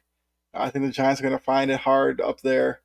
Their best bet is if we get bad Josh Allen and he's just throwing interception after interception. That's going to be their best bet to stay in this one. And I guess to talk about the whole quarterback situation, I kind of think that's just where we are right now. If you have a quarterback, I think teams feel obligated that they have to pay them They do, but because it's the wrong move. right. But it's like for the Giants, it was okay if we don't extend Daniel Jones out, then that means we're just playing out the string with him. Then we're at to dip back into the draft to get somebody. There's already people questioning why we took Daniel Jones. What if we make the same mistake? Now we're just going through the same cycle again. You know, at least we know who Daniel Jones is, and maybe there's an option out there to fix him. And they thought they were on the path last year with what Dayball did with him, but now it looks like he's taking another step back this year. Huge step And back. it's not even all his fault though. Like No, the to be offensive line fair, is terrible and yeah. everything, and it's just like They did. To be who fair to could Daniel win that Jones, situation? they didn't draft any receipt. They didn't bring in any help on the offense. They brought in Darren Waller, who's a good tight end, but he gets hurt all the time. But they Mm-hmm. didn't give him weapons. That was my biggest critique of them in the draft when we had our pod. Was that the Giants really missed a chance to give Daniel Jones some weapons because they still have, like, outside of Saquon, their skill position players are the worst in the league. Yeah. And speaking of the offensive line, old Evan Neal. Let's see what kind of reception you get now after everything's been made.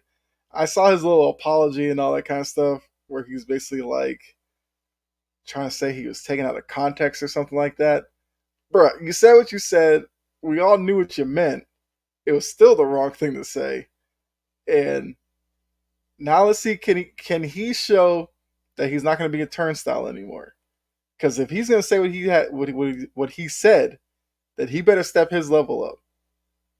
Because if not, then it's just going to look even worse for him. So, yeah, I'm taking the Bills. And like I said, Greg's taking the Giants. So we'll see how he does with that one. Monday night, the Cowboys are back in primetime after getting humbled, you would think, by the Niners, even though a lot of Cowboys fans are still chirping. One named Micah Parsons. But can they bounce back from that game against a Chargers team that, I mean, I don't know. It's like the Chargers going to be the Chargers all over again. A lot of hype going into the season. They're kind of an afterthought, even though they Overpromise, have. under deliver. And with That's all the the talent Chargers. on that team, it's like they should be a prominent team in the AFC. They're just not. A lot of the questions would be, well, Staley's not the right guy, but we've seen past couple of years, it's almost like the ownership group there finds excuses to keep Staley, not really justification. And this could be a game that, look, if the Chargers beat the Cowboys, maybe Staley saves his job completely. Who knows? We don't know what they're ever going to do. But it's out in LA. It's in a stadium that is not a great home field advantage for them. I expect to hear Oh, a lot of Cowboys it's fans a there. home game for the Cowboys. It's Exactly. 100% going to be a home game. It's going to be bare minimum 60-40 for the Cowboys. Bare minimum Yeah, and Chargers would 60-40. be lucky to get 60-40. So, Chargers are a 2.5 point underdog, probably for that very reason. Do you think the Chargers pull this off? I mean, I will tell you that Greg has the Cowboys in this one. Do you agree? I'm taking the Chargers. I don't love this pick because the Chargers could charger, but you look Mm-hmm. at what the Cowboys have done. Like, they beat the Jets, they beat the Cowboy, or they beat the Giants. Both those teams aren't very good, especially for the Jets. They were still trying to figure out what to do without Aaron Rodgers. Yeah. They get beat pretty soundly by the Cardinals. They beat a Patriots team that, is having all these issues, and then Mm-hmm. they get destroyed by the Niners. Like, they haven't had a win over a really good team. Chargers are coming off of a bye. They kind of know, hey, if we want to compete in the AFC, we have to show up here.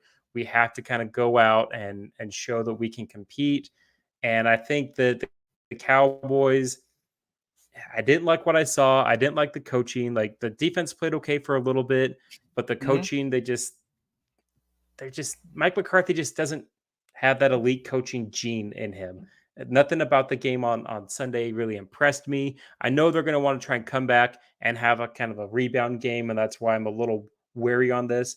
But I'm going to take the Chargers because I just think that Dallas is like they just pick on teams that are bad, and when they play against a good team, they don't have as much fight. They don't. But when they play against a really bad team, they look like the 85 Bears on defense. They're lights out.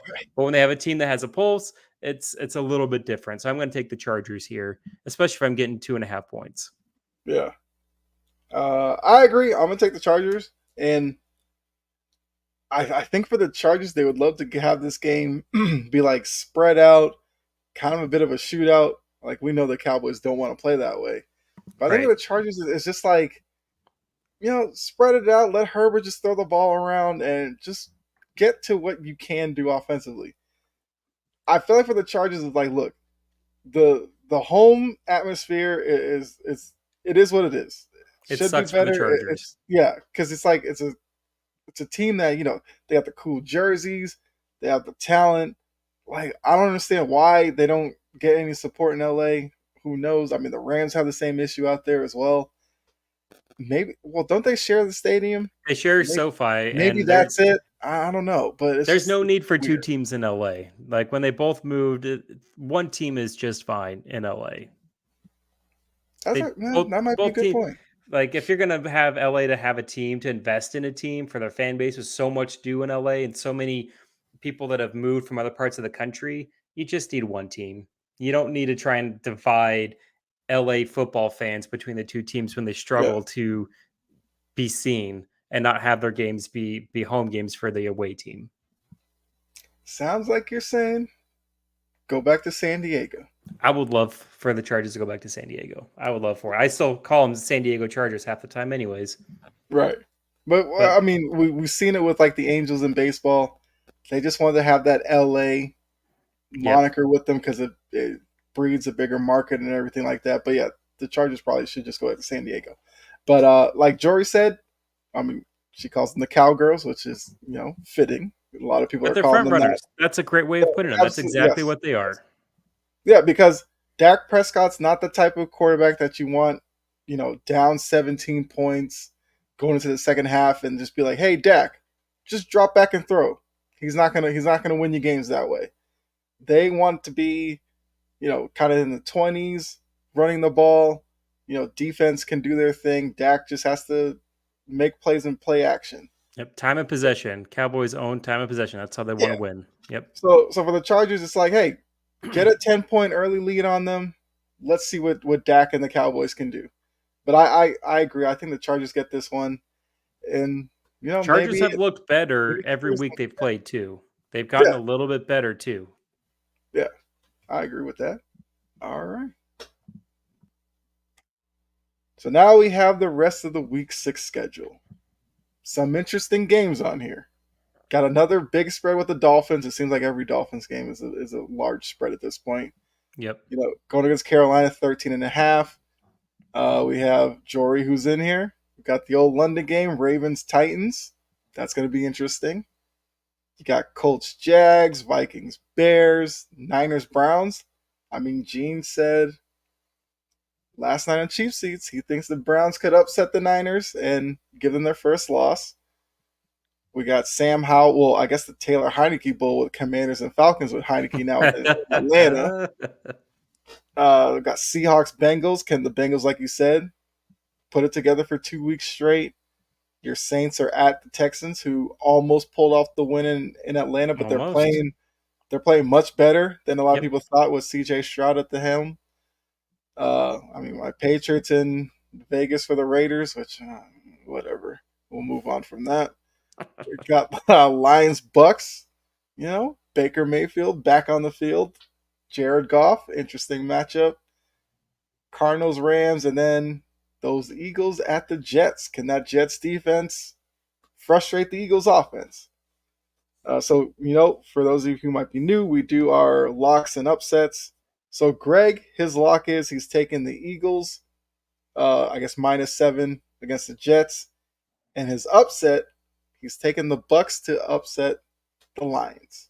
Man, those were both ones I was thinking really hard on too. Those were both there. This is a tricky week for upsets. Like you Yes. look at the schedule here, none of the underdogs really look great. My lock, I'm going to take the Eagles as my lock. That's what I had written down. Eagles over the Jets. Eagles haven't been like great at covering, but they had a really good win over a really good Rams team.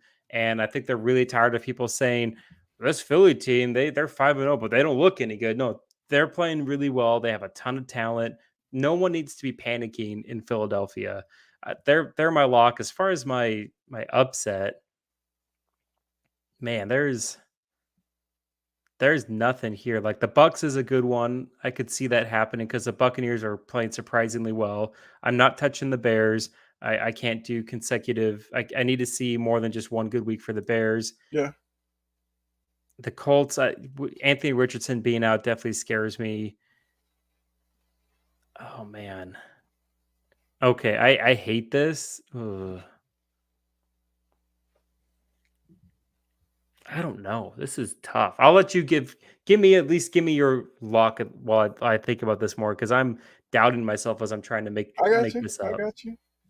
I mean, look, to save my record, I should take like the Steelers as a lock on a bye to not lose, okay. I'll take. I mean, no, I almost took the Jaguars, but there's this weird thing with the Jags that when they face the Colts, for some reason, Weird stuff happens. the Colts seem to win that game. I mean, the Falcons are at home. They seemingly can't lose at home. But I do like Washington, though. I'm not touching Bengals Seahawks because I like both of those teams too much. And I need to see Cincinnati for another week before I put any bets on them. I'm gonna take my upset. I'm gonna take Washington over the Falcons. I think Washington has a really good rushing defense. They're gonna force Atlanta to try and pass. I don't love this, but the other upsets, like I could see Cleveland with their great defense making it a really ugly game where it's like 13-9. But I also need to know if Deshaun Watson's playing. I need to have a surety that he's going to play before I have that.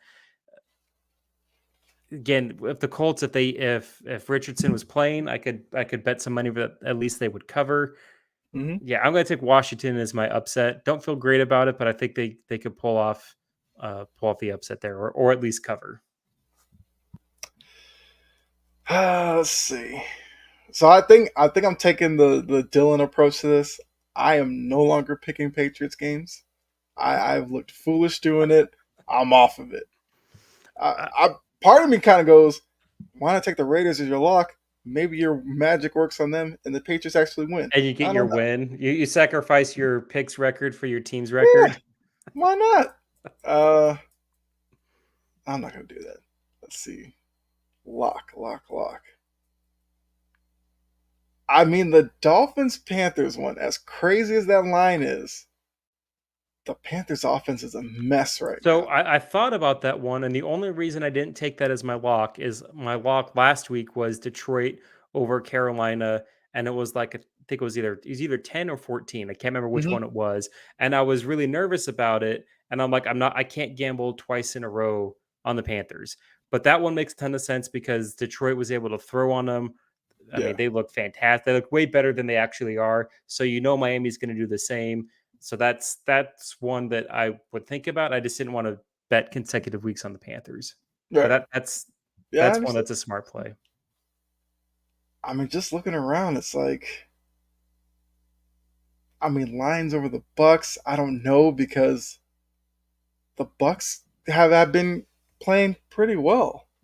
But the Lions also play way better on the road too. True. Yeah. But keep that in mind too. They play I'm way gonna. better on the I'll road. take the Dolphins. Okay, I'll that's your take the lock. Dolphins. Yes, I'm gonna throw caution to the wind. Look at the 13 and a half and go, yeah, That's Dolphins probably got that's that. probably going to go for you in your favor too. Let's just be real. That's going to go in your favor. Yeah, especially with it being in Carol- Miami. Yeah. Carolina's bad. They're really really bad. Mm-hmm. Okay, now the upset. This is where it's interesting because there's a couple of games I could see. I could see Seattle upset the Bengals in Cincinnati. I could see that. Won't. I'm not touching that game. I'm not going the Jets. I'm not going the Cardinals. Like I said, I'm not picking the Patriots. No, I can't do that. Maybe I'm the problem with the Patriots. Uh, Vikings without Justin Jefferson. The Bears. Last week Vikings was defense such. isn't very good. It's just scary. It's just a little scary on that Yeah, one. And then, like for me, I'll say I was thinking about Baltimore and Tennessee. I don't like betting London games. That's all it comes down to. I don't yeah, like betting games overseas because it's just you don't get good football. Weird stuff happens. right. And the way, like you just painted, it's like we could see all of a sudden Baltimore put up 40 just randomly and be like, oh, here we go. Or it Exactly. turns into a sloppy game, which probably plays into Tennessee's hands, to be honest with you. Yep. And maybe Derrick Henry just goes off all of a sudden in London, like 200 yards in the ground. I could see that. And the fact that I could see both things happening, I can't pick that one. I mean, I am high on Cleveland, but I really like the Niners. It's All right, hard. I think I'm gonna do it. I think I'm gonna take the Bears. I think Okay. I'll take the Bears in the 2.5 I against the hope I hope Vikings. you're right. I hope you're right. I'd love to see the Bears win that game, but it's Yeah, very it's concerning because you have to be like, okay, was the Thursday game a fluke or it's a short week? Washington has bad secondary, but then again, no Justin Jefferson. Vikings haven't looked great. Vikings defense isn't great, so yeah. I could see it happening. And that game could very well be like a shootout type thing because look, the Bears defense isn't Nope, great it's not good either. either. So it might just be who has the ball last, but then you got to Sure. worry about the Justin Fields aspect of fourth quarter. He kind of turns the ball over. Yeah, I mean, look, I think that's a game that because of the two divisional rivals and all that, it's probably going to be like a field goal type game anyway. And there's a chance that maybe it's just a 2 point win either way, but I'll take that one. The only other one I was probably looking at was maybe Houston plus 1.5 because it's in Houston, Yep. and I know how CJ Stroud plays down there. But I don't know because I do like Derek Carr, and I think he's going to make that game very interesting. Yeah, Derek Carr looked good for that was like the first time of the 4 weeks before where he's Hmm. looked like Derek Carr. So that's Right. And yeah, a Derek lot Carr's of a these guy, games. he can go on a run and Yep, put up some good games. a lot of these games are stayaways. If I was a professional gambler, I would be dreading this week. I'll put it that way. I'd be dreading this week. Yeah. I do think that Browns Niners game is going to be attractive to people because you'll kind of like with Buffalo when they beat Miami, most of the letdown or There's a whatever. letdown for sure. The Niners just destroyed the Cowboys. Now they have the Browns. Now they like go to Cleveland, face the Browns, and that good defense. You got Miles Garrett doing his thing. That could be interesting. But yeah, I wouldn't pick that one. Which one of these games? Well, I mean, outside of your Saints game, of course, are you wanting to watch? Like, which one So really has your? yeah, I want to watch Detroit and Tampa Bay. I want to see, like, if it's Tampa Bay for real, are they going to be a legit team? Am I going to be eating so much crow where I thought they were going to be the worst team in that Mhm. division? Like, I want to see how they match up. I want to watch San Francisco, Cleveland. I want to Yeah. see what the Niners can do against one of the absolute best defenses. The best defense they're going to face is going to be Cleveland. I want to see what they could do on the road. So those are the two games that really stand out to me. Um, and then the Vikings Bears. Like if that could turn to a shootout, I think that could be a lot of fun to watch. But Hmm. the two wins I want to see is Niners Browns and then Buccaneers Lions. What about you? What's standing out for your Yeah, television watching? I'd probably say Niners Browns has it for me. I think Seahawks Bengals could be very interesting because if depending on how you feel about the Bengals, I think the Seahawks are a team that could go into Seattle and beat them because of their ability to run the ball with, Walker and Charbonnet, Geno Smith in that passing game. I feel like is always dangerous with Metcalf and Tyler Lockett, who's just Mr. Steady.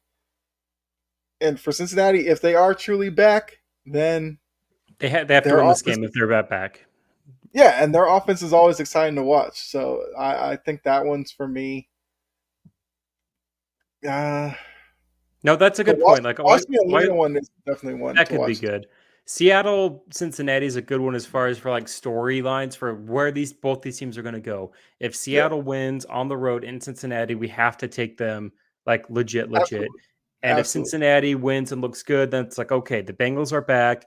We can stop people can stop jumping off of the bandwagon or come back on the boat. But yeah, that's a great way for what we're going to see going forward. And I think, yeah, you make a good point. Washington and Atlanta, and that could be fun to watch. We could Hmm. see what happens there. Where yeah, just the Heineke reunion could be interesting. And like you said, Washington's really good against the run, and I've always been saying like Atlanta wants to run the ball. So if a team completely shuts that down, even though as good as Washington's run defense is, look, Bijan Robinson is just doing stuff that He's most awesome, teams just can't stop. But if they do somehow control that running game, what does Desmond Ritter do? What is he capable of?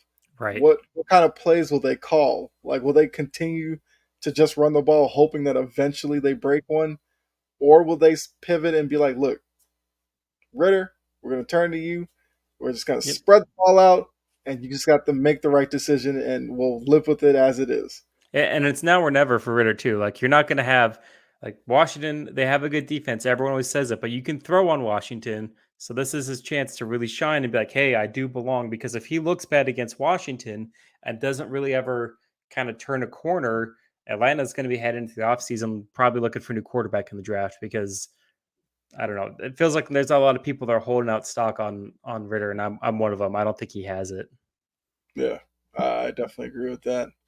Um, and yeah, we don't have any more graphics, but I did want to talk about MLB postseason because of the many things that's going on.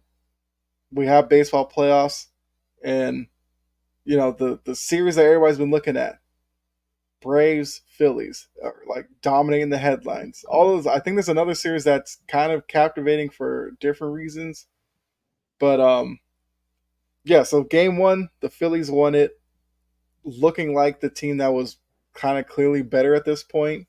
Had the lead early on in game two, and it looked like, whoa, they might sweep the games in Atlanta to go home and probably finish it out because, going to Philly down 2-0, not the best place to be. But Atlanta finds a way to win that game late, to tie it up at 1-1 going into Philly. I think out of that series, there's like two things that people are talking about. It's like who's in control, and the whole Bryce Harper to end the game thing. Like, was Bryce Harper wrong? I think Bryce Harper is trying to be aggressive, and I'll always kind of lean towards being aggressive in those instances than being cautious. But who do you think has the advantage as this scene switches to Philly?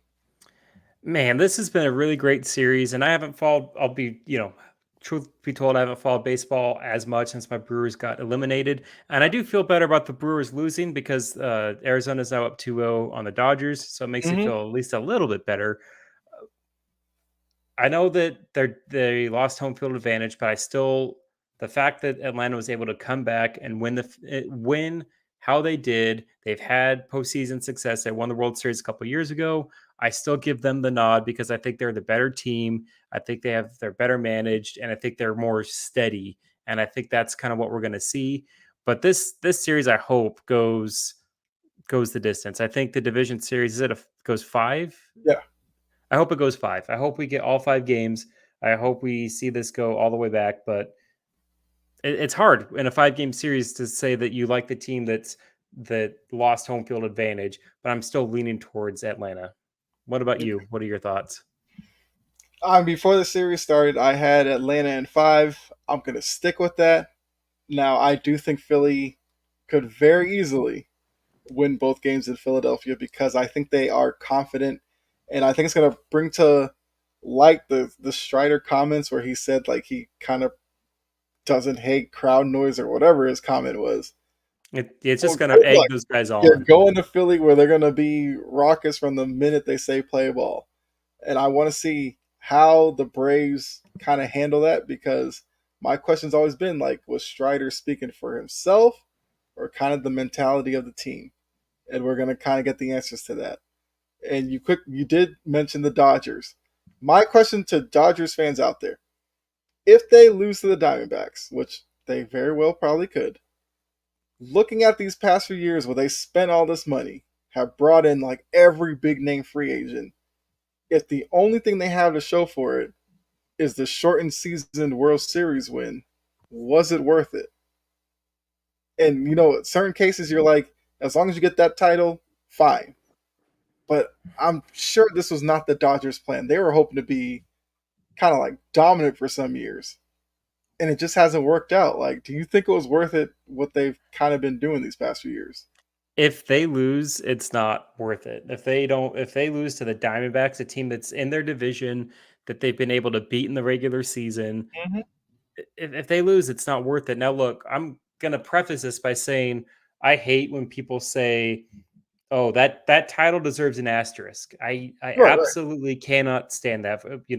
LeBron James haters say that they do it for the Spurs, but the only time you can say that there's a legitimate asterisk season for me at least, is the Dodgers. It was a super shortened season that greatly benefited older teams. The lack of fans, everything just felt different and really off for that whole baseball season. Hmm. And like even for the Lakers, even though they had the break and then they went and played in Orlando, like everyone had the same rules. It was still fairly balanced, and we saw all teams get better on offense. The 2020 postseason just felt different and odd. And if you're a Dodgers fan and you spent all this money and you get one World Series title and that's it, is the 2020 season, you don't get a full 162 games, you don't get the parade, you have to be upset because you're also knowing that so many people like myself are going to discredit that and say that deserves an asterisk because it was just such a wonky season. Hmm. You have to be upset. You have to be disappointed. And yeah, you go for the gold, but no one's going to look back at that title with much fondness. They're not going to say, "Oh man, that 2020 Dodgers team, one of the best teams of all time." Like no one's going to say that about any team. Whoever won 2020, they weren't going to say that because baseball was so weird that year. So it's definitely, man, if they lose, it's bad because they should have won. Their goal should have been to win 3, and this reign of them spend all this money is win 3 in like a, I don't know, 8 to 10 year period. And for them just to get 1 with how things are looking, it's Hmm. bad. Yeah, and I do agree with that. With all of the kind of bubbles that were in place, the baseball one is the one that seems like the least memorable. Like even the Yeah. hockey one, it's like I think the Lightning one like back to back when they Yep. had their bubbles, and it was just like, yeah, but the Lightning were kind of dominant, so we kind of understood that. The Lakers won it, yeah, but yeah, the Dodgers one is just like in a couple of years, you're probably gonna forget who even won 2020, Oh, and absolutely. Dodgers fans are gonna hate that. But looking at the American League, the Orioles are down 2-0, and then Astros Twins are tied at 1. It's 2. I think it's 2-1. I think they had the game. Oh, earlier today. Yeah, it was today. Okay, Yeah, so Astros won 9-1, so it's 2-1 okay. for Houston. Yeah, I didn't know if that game had ended yet. Okay, so the Astros are up 2-1. So they're looking to close that out. Baltimore, look, I applaud what Baltimore's doing. They went through all those years where they were bad, but they were slowly building up with their young core. Then they broke through this year, won the American League East with the number 1 seed in the American League. If they get swept by Texas, whatever.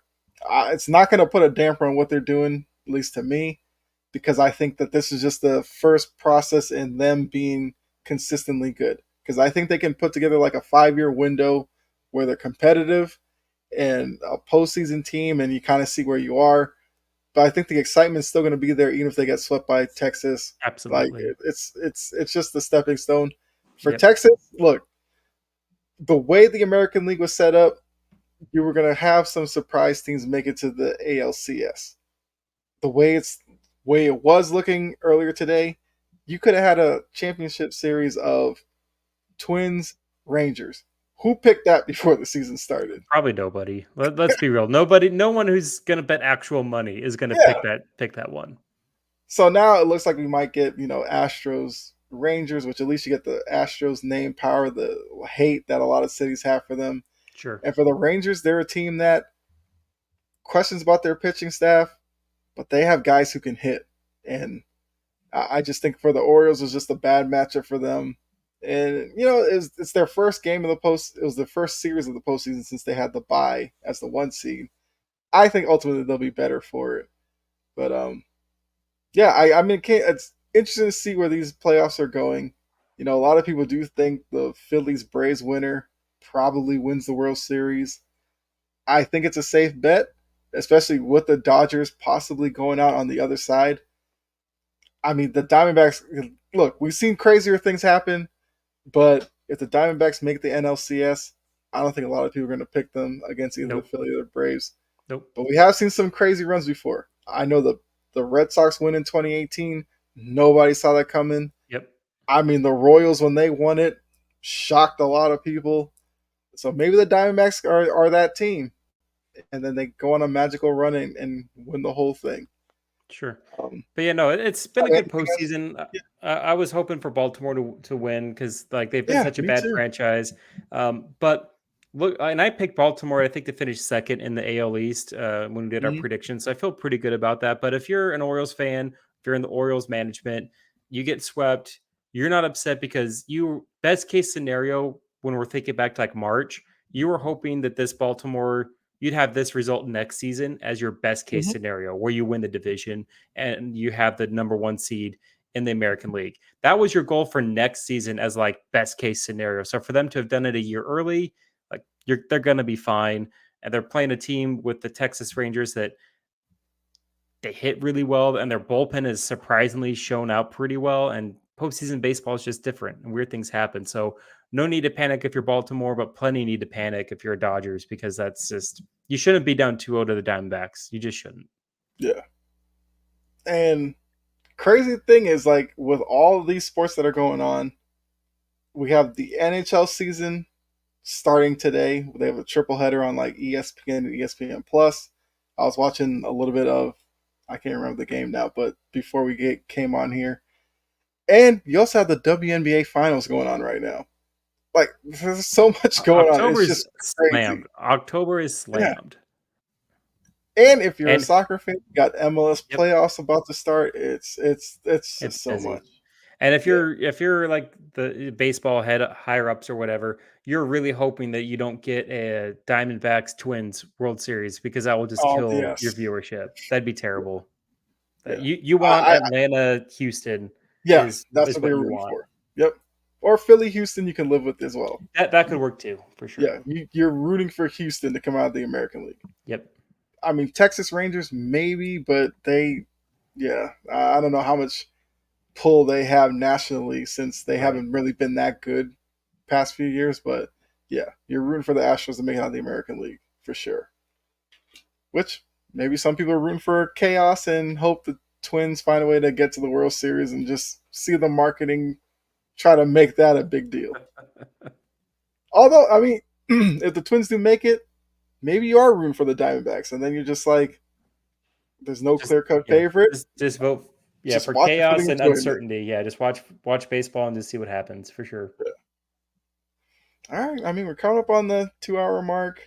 I mean, look, part of the thing with the whole Northeast streaming sports, we got to keep it 2 hours. I guess before we kind of do our final thoughts and everything, there's a little ad for Northeast Sports I'm going to play right now. Sounds good. Kind of let people know what we're kind of getting into with them. So we'll be right back after this. I mean, you can see right now, without LeBron, Lakers are struggling. Let me tell you about a team I hate, all right? I know the Dallas Cowboy fan is here, so I had to make sure he knew how much I hate this team. I'm ready. I've often said that the people who run baseball, they try very hard to ruin it. I'm from Brooklyn. I don't have a problem saying it to his face. Oh, from Brooklyn. Hey, get any.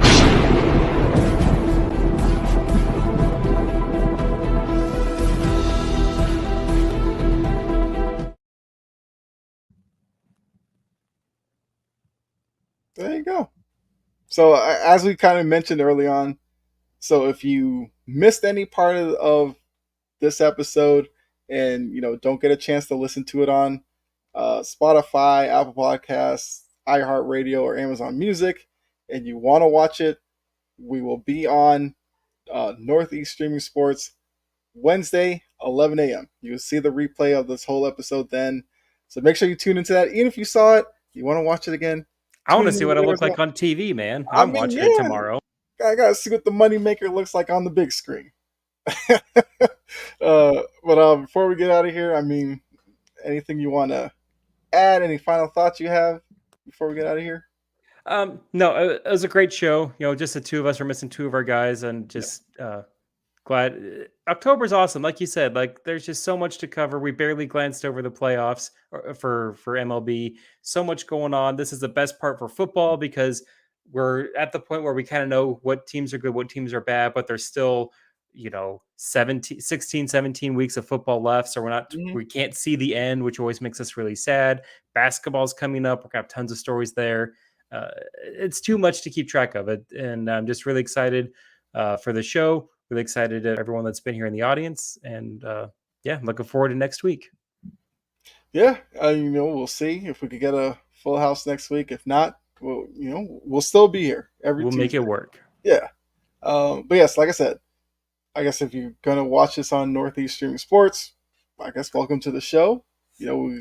As you can see, we have fun, laugh, we get on each other about our teams, mainly mine's over the past couple of weeks. It's all good, but we just have a good time talking sports, and that's what it's all about. Everybody in the chat, definitely appreciate all of you because you guys make it even more fun for us to be up here. Because otherwise, it'd just be us talking to ourselves, and I mean, I'd be okay with that, but I don't know who would want to watch that. Sure, for sure. I will say one last thing before we get out because we have a couple minutes. The WNBA finals, look, we have Liberty and the Aces. I think before the season started, we kind of knew we were going to get here to this point.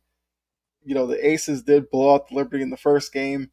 Hopefully that's another series that's a little bit more competitive as well. Because when it comes to playoffs, I'm all about a long series. Some fans would be like, oh, let's just sweep them and move on. Especially when you get deeper into the playoffs, I want 7 game series because of the unpredictability of a game 7. That's where stars become legends, role players become bigger names, and some make a lot of money for just having a really good game 7. So I know the Aces are up 1-0. Do you think that series is over? Or do you think the Liberty can make it interesting? No, I think the Liberty can make it interesting. I think, like you said, we knew we were going to get this, and I'm glad that we got this because the WNBA needed their big stars, their big teams, Yeah. their good teams to make it here. We didn't need an instance of a team that's just had a sneaky run in here and then gets wiped out. I do think they make it interesting and they take it the full distance, and I really hope that's the case. But we'll just have to kind of wait and see what happens. But I don't think this is over. Like, and for postseason play and series play, points don't roll over. It doesn't matter if you lose by 1 or if you lose by 40. Game 2, everybody starts off at 0-0, and I think they're going to make a series out of it. Ace is probably still winning. I think they're the better team, Hmm. but I think it's going to go at least 5 games. Hopefully, it goes the distance. Yeah. Yeah, I agree. I think the Aces are the better team, but I would just love to see, series clinching, series tied. You got Asia Wilson, Brianna Stewart just going at it in some epic battle between the two of them. And like you said, I think for the WNBA product, the fact that That's these what you two want. teams didn't make it, and if that scenario does play out, I think it just further grows the game even more. And even one thing, like WNBA is expanding as well. We learned what Golden State's getting the team.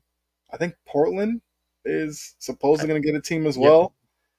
I think that's going to be big for them too. Showing that they're able to grow like that means the league's kind of in a good place. Yep. Now, of And course, for it's going the to be an issue whether or not they have watered down Sure. talent and all this kind of stuff. But I mean, I'm all for expansion Yeah, when it for comes to the that. WNBA to grow, it definitely needs this to not be a quick series. This is where we need people to really get invested. For people that Hmm. don't watch, like I don't have time to watch NBA regular season all the time, so I definitely don't have time to watch WNBA.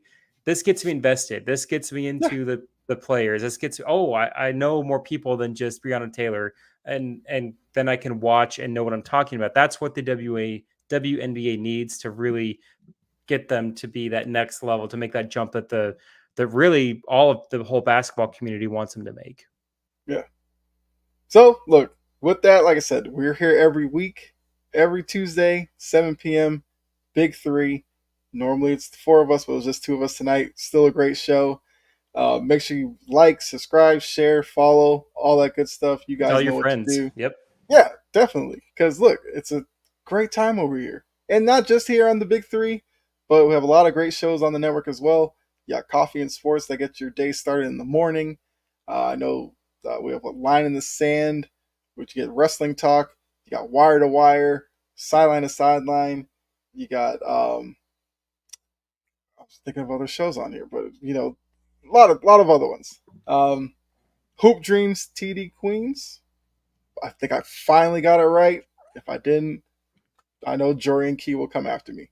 But I mean, Jory was in the chat. Mo, all the others definitely appreciate it.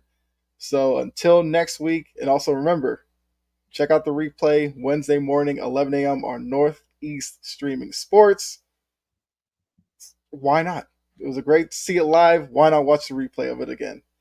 And with that, myself, Jake, we're out of here. Enjoy the rest of your night, and we'll see you next week. Enjoy the rest of your day.